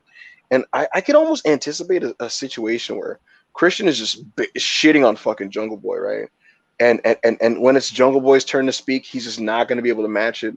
And when it's his turn to just fire up in the angles and do stuff, he may not match it. And I think what's going to help him, in my opinion, is if he rethinks or reapproaches his presentation. To be honest with you, Hollywood. What's up? You were upsetting Israel in the live chat, shitting on Seth Rollins. Did I? Oh, no, it's true. Look, I didn't even know Israel was watching. Look, shout out to Israel. She'll be back next week. Look, I like Seth Rollins. I thought in that feud he was very disappointing because Triple H was like because remember Seth had the knee issues and shit, right? And it's like he just came off like a bitch repeatedly in these segments. Like Triple H is just shitting on him and talking about like, I gave you the fucking keys and your knee broke and you started crying about your little knee and shit. And then Triple H he would like whack him in his knee and shit. And he would just be. I just didn't really like how a lot of that happened. But again, with Jungle Boy, I think Jungle Boy. He really, I think it's do or die for him, to be honest with you. I think this is the feud to show, like, are you going to be a main eventer or not, to be honest? I know it's kind of early to say, like, he's in his early 20s. It's kind of maybe too early to project that. But I guess what I mean is it's do or die to show if you're going to be a big deal in the immediate future. You know what I mean? I think he could come out of this, like, ready to take it to the next level. Or he could come out of it and you find out maybe he's just not really him. What's happening, Monty? What's happening in the comments? Someone said Hangman's kryptonite is upsetting Israel. Who commented that? Because he's not wrong. He's not wrong. Wait, who commented that? Andrew. Oh, that's hilarious. Maybe so. Yeah. Oh. One more thing. I'm sorry. One more thing. Yeah. I think Luchasaurus should be Christian's heater. I think he should in doing that, I think he needs to take the fucking mask off and probably wrestle under his real name. No. Have you seen his face under the mask? No. He's not a bad-looking person. Why not? No. Well, what does he look like? What does he look like? He just looks like he looks like bootlegged Jason Momoa. You know what he needs to do? You know what he needs to do? He can keep the mask on and wear something different, but he needs to have like cool ass masks. I don't see Christian. That's like too dorky for Christian, in my opinion. I just think that's like. Bro. Imagine he just changed the color of the same mask. That's the most dipshit thing to me. Because like, bro, why would that's just so not Christian? I don't think it fits his vibe. You know what I mean? Like, I feel like Christian. I'm gonna send you a picture of him without the mask. Where should we go? Where should we go next? Where should we go? I've got like 5 more minutes. So, is there any big ones? Any big topics? Can I talk about what was my highlight of Dynamite? Yes, of course. It's the most random thing, actually. Oh, I know what it is. Go ahead. Yes. Oh, you saw my tweet? Mm-hmm. Yeah. It was the backstage segment with Athena and Chris Statlander. Mm-hmm. I just thought that because the whole idea of it was them kind of poking fun at the idea of the baddies. And they're being the quirky alternative girls who they're not trying to be sexy and they're making fun of just these mean girls and like they're basically like poking fun at them and shit. And they were such nerds in that segment, but in a way where like I bought it because it's genuinely. If you remember, Monty, I said weeks ago when we were talking about Ember Moon and all the stupid discourse about Hundy, I said, "What is she, bro? She's a fucking geek." You know what I mean? Right. But that's her. And so honestly, that segment was like her just being very genuine. I thought it was like her giving the space to just kind of be herself. And Statlander and her just kind of were really just charming and endearing, being themselves, making fun of these heels.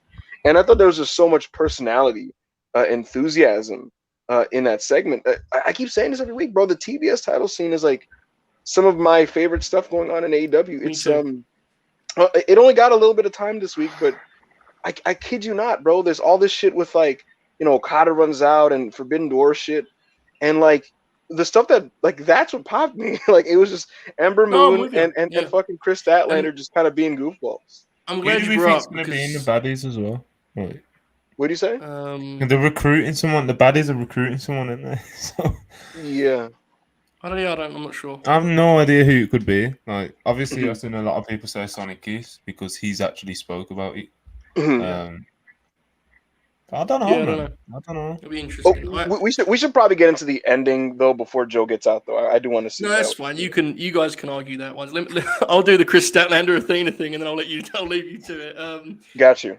I'm actually really glad you brought up because I'd forgotten about it, and I think it was a big win for both. But for Chris, I thought it was really interesting because she has definitely got a very likable personality, and I don't think it's come across on TV much through like her first couple of years, while her in-ring has gone like through the roof better, right? She's improved at an incredible rate. This was like a big hit in terms of getting who she actually is across to the cameras, which is something they've struggled with. Like when she dropped the alien thing, it appeared they were going to reframe her as like just kind of a straightforward badass character, which in-ring she can do with her eyes closed, but I think there's a personality beyond that you saw here. And like, I'll be honest with you guys. I've believed for the longest she should beat Jade. If she can tap into this part of her personality consistently and be this likable on camera, I think she may be one of the more complete acts in this whole division. I think she's like really kind of swiftly taken shape here in terms of being a real standout in the division. And like, she's always been promising, but I think she's kind of, as of late, man, it feels different, right? I don't know, Rob, where are you at on, and like, not to slight Athena because I love Athena, but Chris is really kind of taking shape here as of late, right? Mm-hmm. Yeah. I feel like this. I really love this backstage segment as everybody else did. It's just like it showed because a lot of people were talking about Athena and the quote unquote no personality thing with her and Stat, and it's just like them backstage making fun of the baddies and shit. It was really cool to see. It was actually really fun to see. I don't know where this thing with Red Velvet is going. They're saying Red Velvet is hurt, so I may be mistaken. I don't know if this whole baddie search is to replace her or not. If that's where they're going with this, but yeah, it was a really good segment. They were really fun. Really fun. I totally agree on the TBS thing, and I think quietly, this division in terms of sheer talent, I think is a lot deeper than people may realize just watching the TV. You know, the TBS. I know we've said this like every week on the podcast. Mhm. The TBS and the world title divisions and the women's divisions are like Yeah. night and day. It really is like night and day. You got all these women facing fucking Marina, which we'll get into in a second. But you got all these women facing Marina every week in the world title division, and then when you look at the TBS title division, look at TV, and we're gonna get into that Rosa slander for a second because we got to correct some things. But no, not slandering her, correcting the people that slandered her. But you look at the TBS title division, you got Kiera versus Athena, and you can switch it up and get Kiera versus Chris, or you can get Red Velvet versus Athena. It's like, it's what are we doing? Yeah, I agree. Well, I'll leave you for that riveting Marina Shafir conversation, as well as the debate about the 25-minute brawl that closed the show. I hope everyone's stick with these guys. We got a lot to talk about. Once this is done, if you can go over to twitch.tv/late-night-grin, cheap plug them, Monty. Jay Shell and Oracle, we do in Divas Deep Dive. If I compete directly with them, Jay Shell will send me very mean DMs. I'll not be doing that. I'll be leaving the show now. Leaving you guys to it. The late night grin as approved by Moose. Yeah, I saw that. See, I didn't see it because he's blocked, but I saw your reply to it, which was good. So, all right, guys, I appreciate you. Thank you, Joe. Good luck on the argument oncoming. Right? Yeah, man. Bless, bro. Nice one. But where should we go from here? Because I'll tell you what we've still got. Okay. There is the Tony Storm versus Shafir. There is the main event. The Bucks and Kyle O'Reilly promo. We kind of that's about it. We've done it. We just kind of like done it in a weird order. Yeah. Do you want to get into this Tony match? We'll do Tony Storm Rosa because we were literally just kind of talking about it. So yeah, man, the kind of Marina Shafir's second match in 2 weeks, I believe. Obviously, the one with Rosa, there was a lot of hot takes coming out of that. A lot of accusations of Thunder Rosa sandbagging and stuff because the match looked awkward at times. Yeah. Marina Shafir isn't a polished veteran in there, so I guess that kind of happens sometimes. I think it's fair to say it kind of happened again last night. A little bit too positive for me. A little bit too positive. What it is, bro? Like, it's if I'm gonna do slander, like, I like to at least try and give some sort of I guess constructive criticism. I guess. She struggles with the selling thing and kind of like flowing the matches together, and it's kind of just like the basic sort of stuff. Right. I don't know, man. It's tough, especially with the amount of TV matches she's been getting, because it's like Tony wants to build her as like a, like the MMA badass of the division. Right. It's tough because she doesn't really seem quite there for that spot as a regular featured woman on TV right now. Especially like Joe just said, like when you look at the AEW division, like on paper, it's a lot better than you actually like think. Right. They've got some great women, man, and don't want to slander Marina too much, but it's some of these matches lately have been tough, man. So I don't know. Hangman can tell me because a lot of the people I talk to, they haven't told me. But I don't know if Marina like listened to our podcast 2 weeks ago after the Rosa match and listened to what Chris had to say about Thunder and say, you know what? 2 weeks, give me a match with Tony, and I'll prove everybody wrong. The shit that she went out there and did was just like bad. Like, I get having a bad match with Rosa. Like, I'm not gonna like slander Rosa. She's not a 5-star match general, but she can put out a banger every now and then, right? But it's just like last night, the opening sequence being like her attempting a takedown, one of the worst takedown attempts I've ever seen in my life. Like, just completely no selling some of the things Tony was doing. Almost dropping Tony on the top of her head. Not on the back of her head, not on the back of her neck, literally on the top of her head on a deadlift. it's just like she just listened to this agenda that Chris was trying to push and was like, no, let me help Rosa beat the sandbagging allegations and the bad wrestler allegations and come out here and have a stinker against Toni Storm. It was awful. It was so bad. I had to look away. And I talked to many people. I talked to many people in my circle and said, like, especially on that suplex bump, they said they had to look away. It was so bad. So bad. Like Hollywood. Yes. Your thoughts? Yeah. Marina Shafir is painfully, woefully uninspiring. I don't understand why she's getting this many matches on TV. I think Jade's stuff on TV immediately improved when she moved away from her, and so I feel bad for other people that are being anchored with having her kind of thrown on them, and I don't even like I'm not trying to take a shot at her personally. I just think that she as a performer is not really TV worthy at the moment. Just quite frankly, I just don't think she's interesting, nor is she a good enough wrestler to warrant being featured this regularly. To be honest with you, I don't understand it, and it's just like literally everything she's a part of is bad. Like the Jade stuff was not compelling. They move away from that, and Jade's now doing the baddies, and everything involving her is like awesome. And then they throw her on Thunder Rosa. Thunder Rosa gets accused of all kinds of things just because of working with her. They move off of that. They throw her on Toni Storm, and she manages to have a worse match with her than she had with Britt Baker, who's not a particularly good wrestler. So I think I'm seeing a pattern and a correlation here. And so it's like instead of just throwing her on other people and that sucking, how about just going back to the lab and figuring out how to make her better before putting her back on TV, to be honest with you. Right. Yeah, it's just like you look at her and I told them this, like when I went to that Dynamite, because I was at the Dynamite of the awful Sky Blue match, and like all the people that tricked you and I, Hangman, all the people that tricked us, telling us like her AEW dark stuff is so good, like she actually improved, she's gotten a lot better. And then she comes out and has these 1.5 star, half a star matches, and it's just like, where's the improvement? What is it that I'm seeing that y'all are seeing?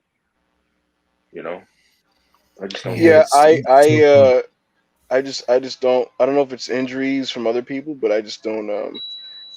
I think she should probably genuinely be taken off TV for a while, and you figure out a new way to approach presenting her. To be honest with you, I just don't think she's what way on TV.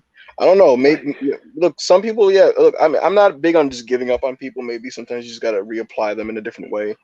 But this whole the problem Marina Shafir thing, it's like no one gives a shit about her.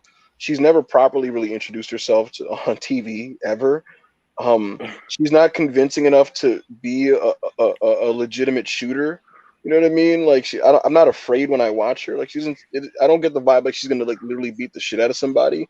Right. Her work isn't convincing in that way, and so it's just like, what's my reason to care about Marina Shafir? Frankly, you know what I mean? I don't have one, and so again, I think it's one of those things where you should probably take her off TV and figure out something else for her.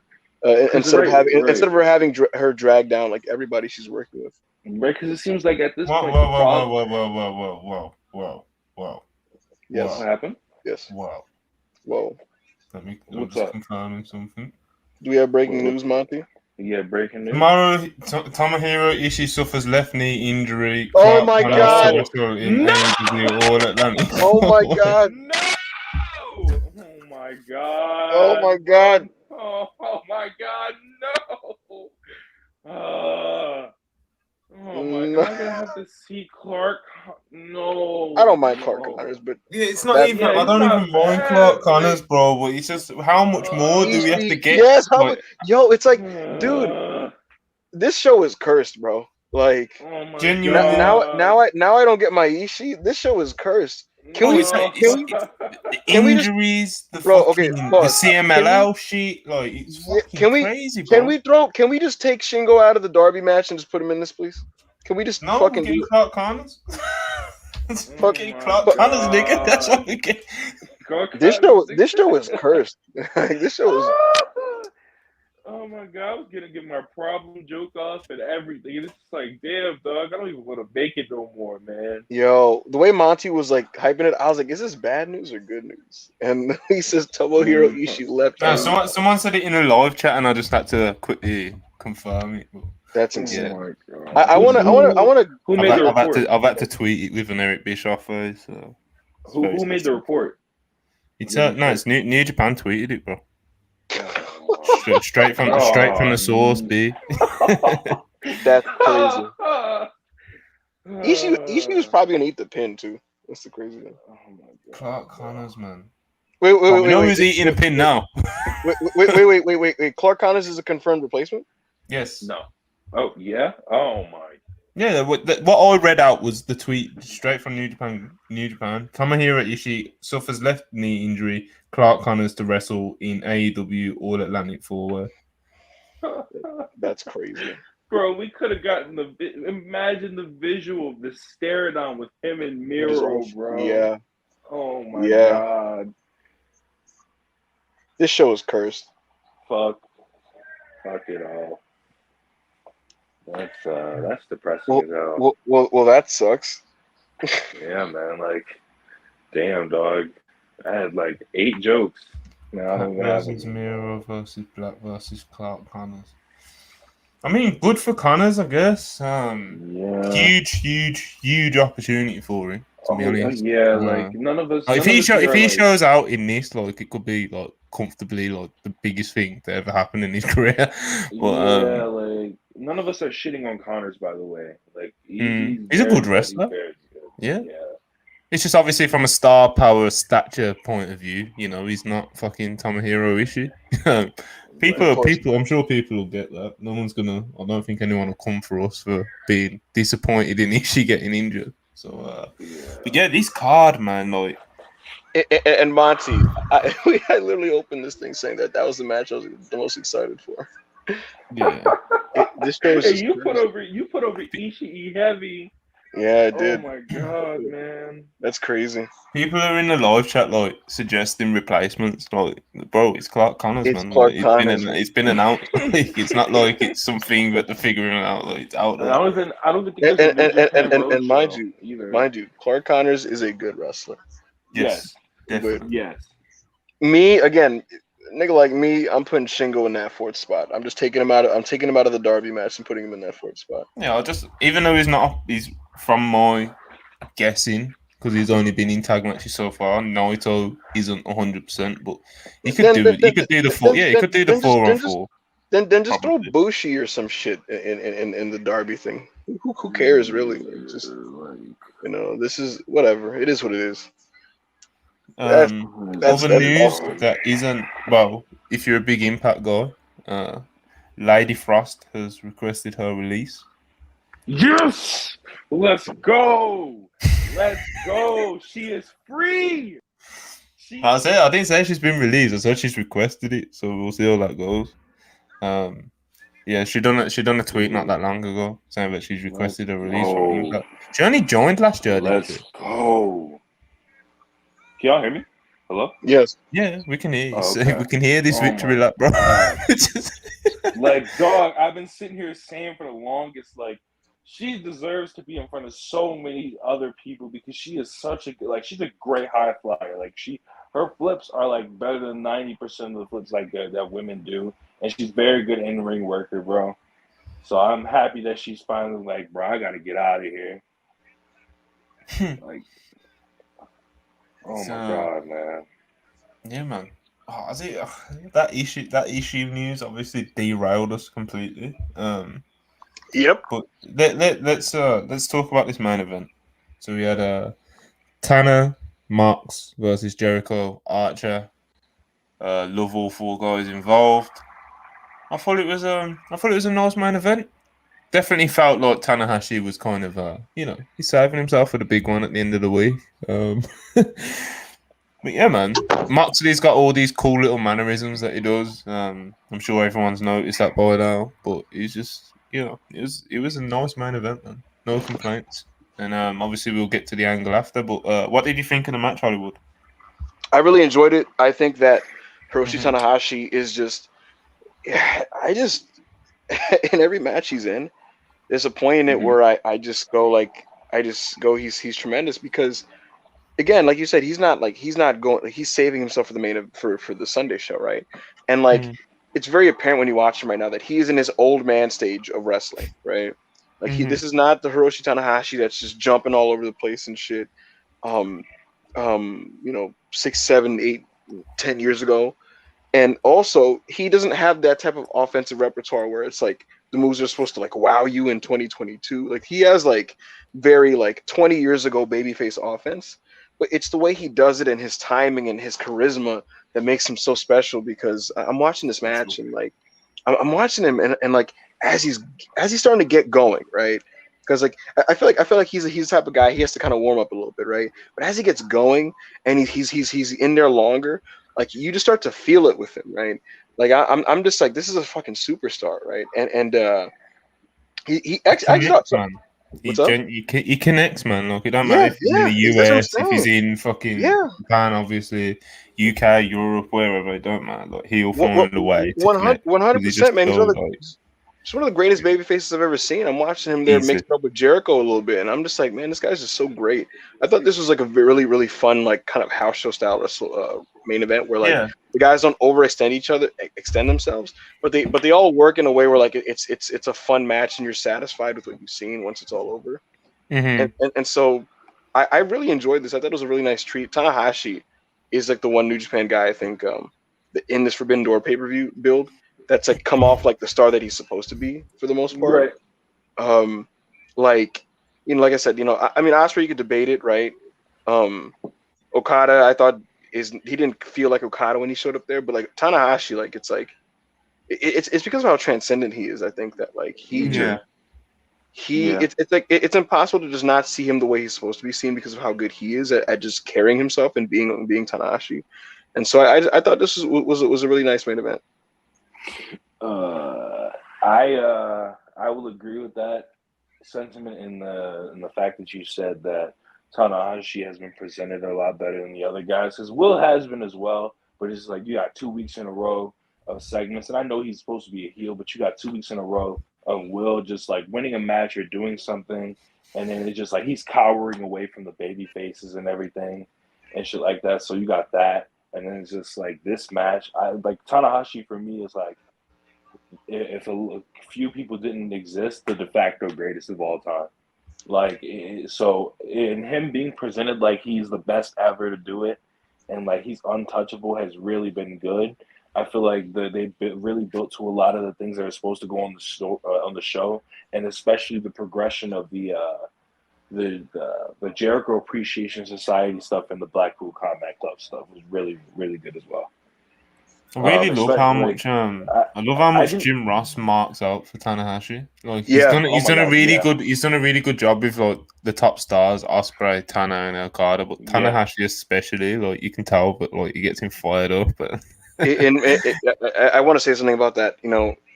Before the build of this show started, a lot was made about like, oh man, I hope Jim Ross is not on the show for Forbidden Door, and he's gonna be botching all these names, and people were making all the jokes about him not knowing talent, and a lot of that's based on his New Japan stint, where like it was very mixed when it comes to a lot of that stuff, and I know people who are fans of AEW get frustrated with Jim because it seems like maybe he's not always on board with everything that the product is putting out in front of him, but if I got to be honest, I think if there's anybody getting these New Japan talents over like in this Forbidden Door pay-per-view build, I think Jim Ross is the guy doing the best job at doing it, to be honest with you. Not the promotion, not the video packages or lack thereof, or the angles. Certainly not the angles. I think it's Jim Ross. Jim Ross, every time that Tanahashi came out, like he treated them with so much reverence. He made sure to tell you that this guy, like folks, like if you don't know who this guy is, like he's one of the greatest wrestlers of all time. Like he said like 2 or 3 times, like this guy is like Bret Hart level. Like he's just incredible, and it's like, I think Jim Ross is the type of dude that he has so much credibility because he doesn't just blindly put over everything that's happening on the show, even though he works for the company. He's the guy that will, like, as I just said, like he'll subtly bury some shit that he doesn't approve of, right?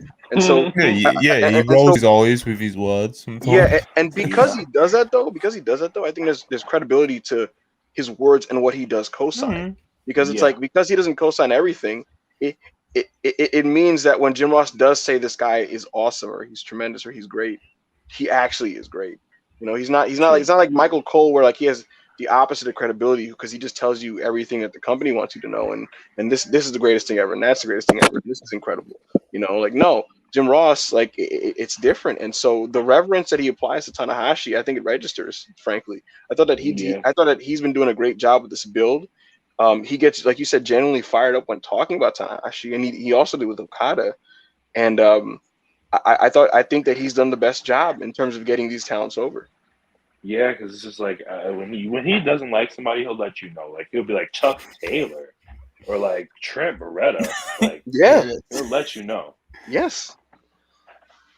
He's what he does though. He's very he's too old for the bullshit. I think that's pretty much what it is. That's why we get the some of the questionable sound bites of Jim Ross when, like I said, when he pretty much rolls his eyes live on the screen. But yeah, man. One thing I wanted to touch on from Dynamite was the whole Adam Cole Jay White dynamic, because like Jay White keeps bitching Adam Cole and keeps little bro in this shit. Yeah, genuinely, he got to the point last night where I even DM'd our good friend Murph, like, bro, what's going on? Like, like, I'm not the hugest fan of Adam Cole. I think he can be overexposed at times, but he's very over, and he's still good.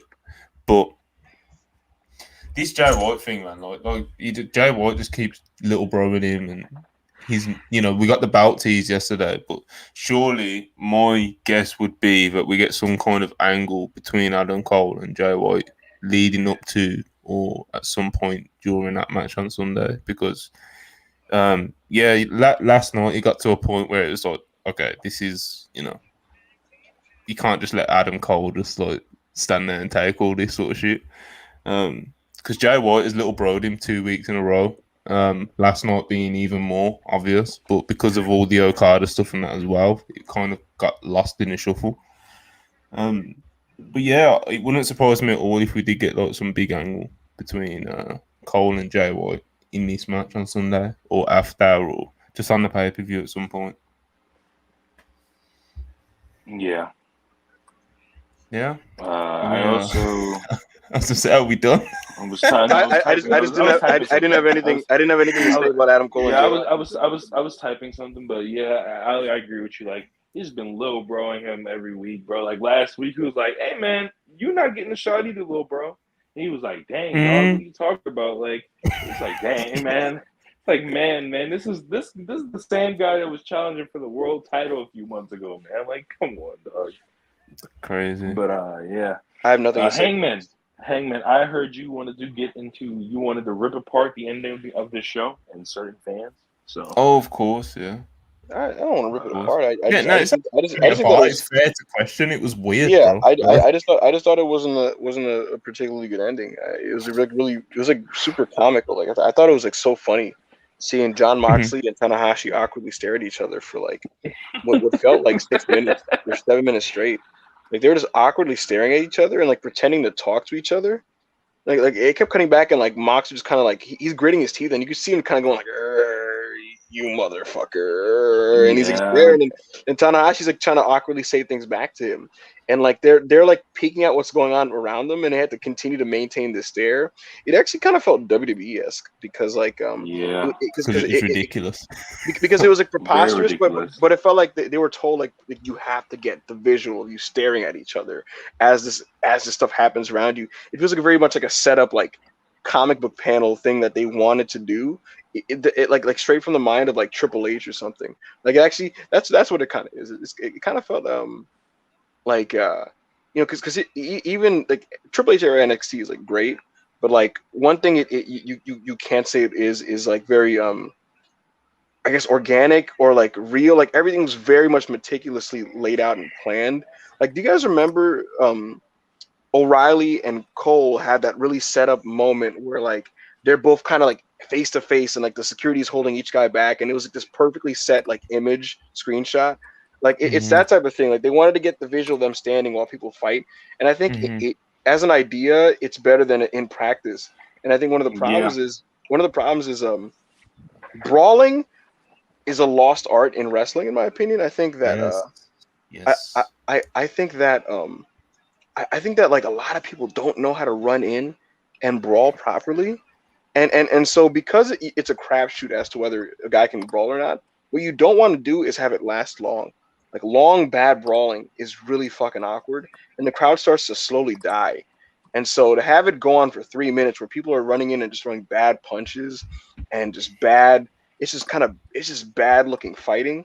It's not the ideal thing. It actually makes me appreciate Cody Rhodes more, Monty, because I said this to you before. Cody's like a great brawler. Like he's so southern and he's so pro wrestling, just running in there and just teeing off and then punch and then punching the guy right in the head. That's apparently where he first injured his pec. Then apparently he injured his pec during that brawl with Seth, which was a great brawl, which me and you celebrated. Yeah, it was tremendous, and I think it's probably because he was going so hard on it. Because like a lot of dudes kind of half-ass it. Like the ideal brawl, in my opinion, if you're doing it in the ring, is like to run in there and punch the guy, right? And then as each punch, the heel is kind of bumping off the punch, right? Popping up, bumps off the next punch, pops up, right? And then they start to kind of cower and grovel. Their hand is out, like, please spare me. And the babyface pumps his fist. He looks at the crowd like, yeah, I'm gonna get this sucker, right? He pumps his fist. He's gonna go for that last punch. Oh, heel slips out because he's a fucking asshole, right? And then the babyface chases him out around the ring and shit, and then that's when the security comes out and fucking separates them. Like that's an ideal kind of a pro wrestling brawl. Like, that's how you know, whatever. But like a lot of this was just run out, like bad punches, bad elbows. Windmill. Windmill. It felt like what it felt like was a lot of the guys that like, if you're involved in Forbidden Door, go out there, heel, face side, just go at it. Is what it felt like. I don't know. I gotta say, disappointingly, to be honest, one of the among the bad brawlers, sadly, is my boy Wheeler Yuta. Like Wheeler Yuta, I love Wheeler Yuta. He's a rising talent. And like so a lot of his punches were really bad too. I think if you can't throw a good worked punch, especially outside of a match, a good alternative is to just do your elbows. Like I think if he just ran in and just if he just did rapid forearms, like that would be totally fine. But like he's doing these kind of like really awkward like punches too, and it just doesn't look good. And the camera's lingering on him. And again, like it's like every angle they cut to was just two different people having a bad fight. Daniel Garcia didn't get to do much in terms of the layout of this, but like I've seen in the past, like when I don't know if you remember when he had that kind of nose to nose with Sammy Guevara, like it was really like he was like a total pit bull, and he kind of did like a shoot style like takedown of him, if you remember, and like that felt legitimate because it felt like they were legitimately like wrestling on the floor. But in this thing, like he just kind of went face to face with whoever he was going in there with, and you didn't really get much of it. But yeah, I thought it was just an awkward, sloppy, chaotic ending to Dynamite, and a lot of people say it was emblematic of like the programming lately. And to be honest, I think it's kind of hard to argue. It's like the focus is supposed to be Tanahashi and Moxie, correct? But it's like that's what's around the center. But there's like a lot of just chaotic stuff happening around, and it's like, what am I supposed to be focusing on? You know what I mean? And so. I don't think it was a great ending to what was otherwise a very fun show, in my opinion. Yeah, like you said, brawling, bro, is both. It's a lost art, man. It is a lost art. I don't think it's at the top of the list with AEW coaches of what to teach these guys. Even though they happen a lot because there's a lot of aftermatch angles and stuff that we've touched on during this podcast, and yeah, like you said, man, I definitely agree with you. Like brawling, just in general, is a lost art, and of course, people like Cody Rhodes can brawl well because he's so pro wrestling. Like he's watched every fucking territory's main event over the. You know what I mean? Like that's Cody Rhodes, man. Like that's and you can tell that he definitely he enjoys doing those sort of angles and stuff.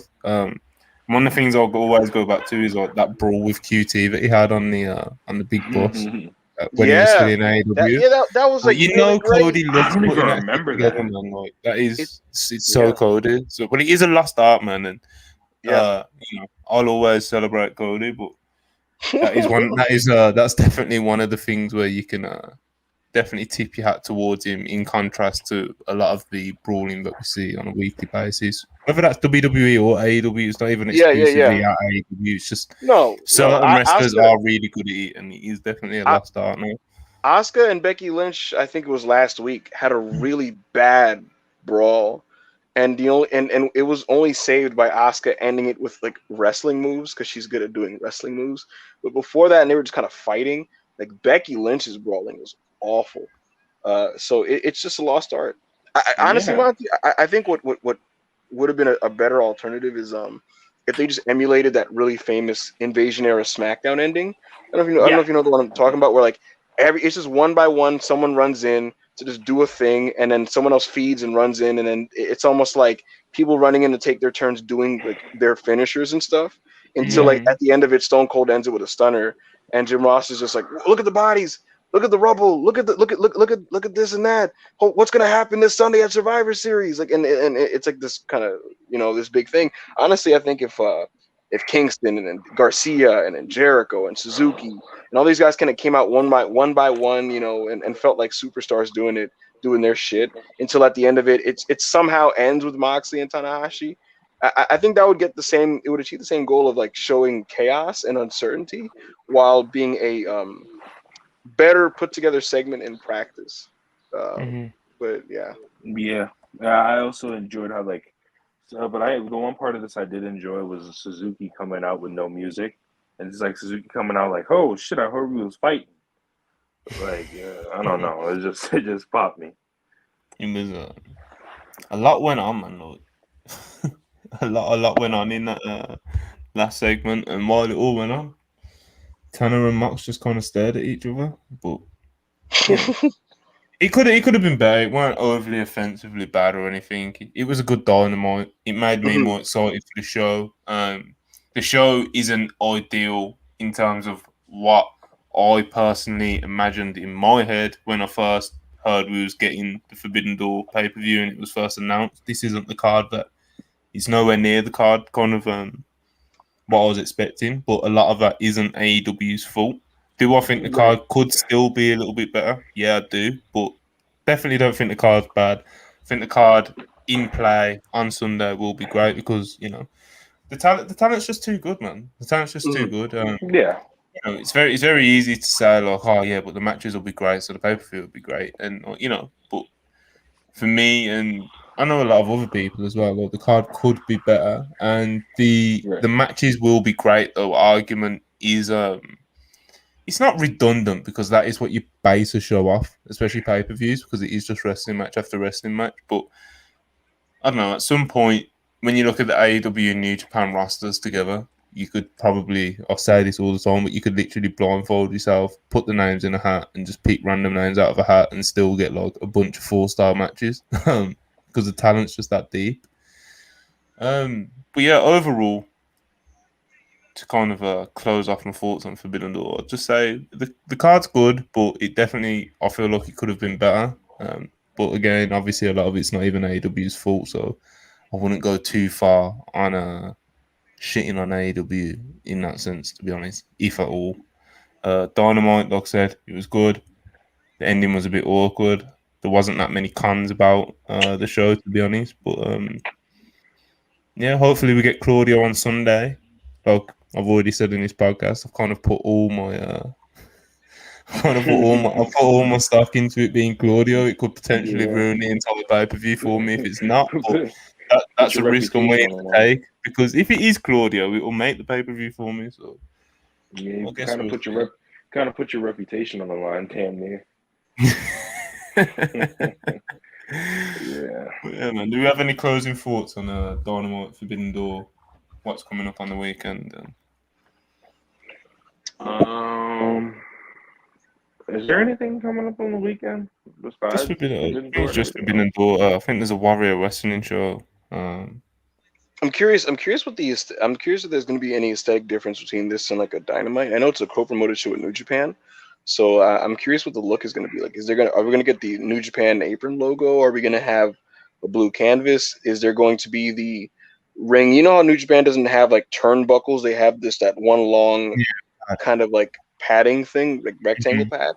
I'm very curious what is going to be the ring design and stage design of the show and how it differentiates from regular AEW. Like again, it's a co-promoted show, so I wonder like how much of New Japan's production style and aesthetic is going to be on here and how much is going to be AEW. I'm curious of that, and I'm looking forward to seeing that among other things.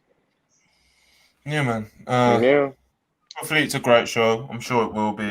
The wrestlers on the show are genuinely too good for it not to be. Fingers crossed, no more injuries because it seems like it's still happening. Obviously, if you missed it, Ishii is fucking injured his knee. Clark Connors is replacing him, so that's the latest to add to the injury list with this card. Hopefully no one gets injured again. Hopefully the card's great. I'm sure it will be. We'll be back on here either at some point before the end of the week or Monday.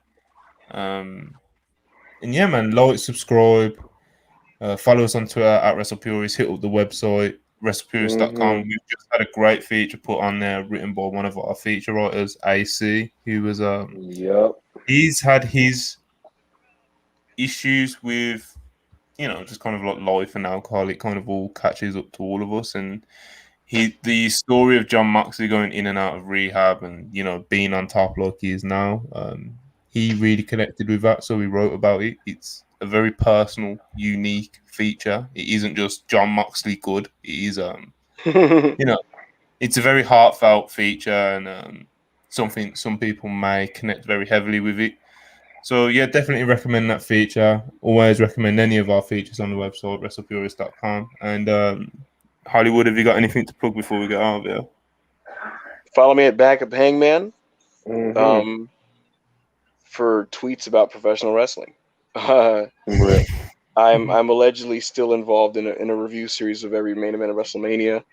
That's slowed down, but I still intend to finish that. Once I do finish that, I will be putting a poll up, and you guys get to vote on what you want me to review next. I was thinking every Tokyo Dome main event, but I'll leave it up to you guys on what you want me to review. I want to keep it to something main event review series, but it's up to you guys which main events of what that are going to be. Aside from that, again, just Monty, thank you for having me. I expect to be back here next week, certainly to talk about the post Forbidden Door Dynamite. I may be back Monday, and Israel will be back next week. I'll decide when, and expect some good stuff out of that. Monty, again, thank you for having me. Rob, thank you for filling in here. Yeah, that was my time. Yeah, you got anything to plug, Rob? Yeah, I follow me. My ad is on the screen. It's SR Paragraph. I will be doing. I'm finally getting to starting. I know I'm lazy, but I'm finally getting to starting the Pandemic Raw and SmackDown review series. So I'll be starting post. God bless. I'll be starting at WrestleMania 36. Jesus. Going on to, I guess I'll go past the Thunderdome and when they get back to crowds. Please pray for me. This will be a dark time as I go through this review series. So yeah, that's the only thing I'm plugging. Last thing. Me and Chris are starting our podcast soon. Yes. We're going through some issues with the labeling, but yes, we will be starting our podcast. There's some branding. We have branding issues. Rob needs to get a camera sorted, and once we've got the boys equipped, we're ready to go now. We're all ready, bro. Yeah. We're all ready. So, Rob and Chris, I'll have a podcast on this channel very soon. It will probably get very wild, and I will not be allowed to co-sign a lot of the shit they say on there. Yeah, man, Chris and Rob, they've got a podcast coming up. Hollywood Hangman, always tweeting about wrestling. He even gets called the Essay Man sometimes. And yeah, man, we'll be back soon. Again, please like, subscribe. And also, Hollywood, don't leave the studio when we go off right now because we need to talk. We need to have a business meeting backstage. So, yeah, man, like, subscribe, and we'll catch you either some point this week or on Monday. Peace.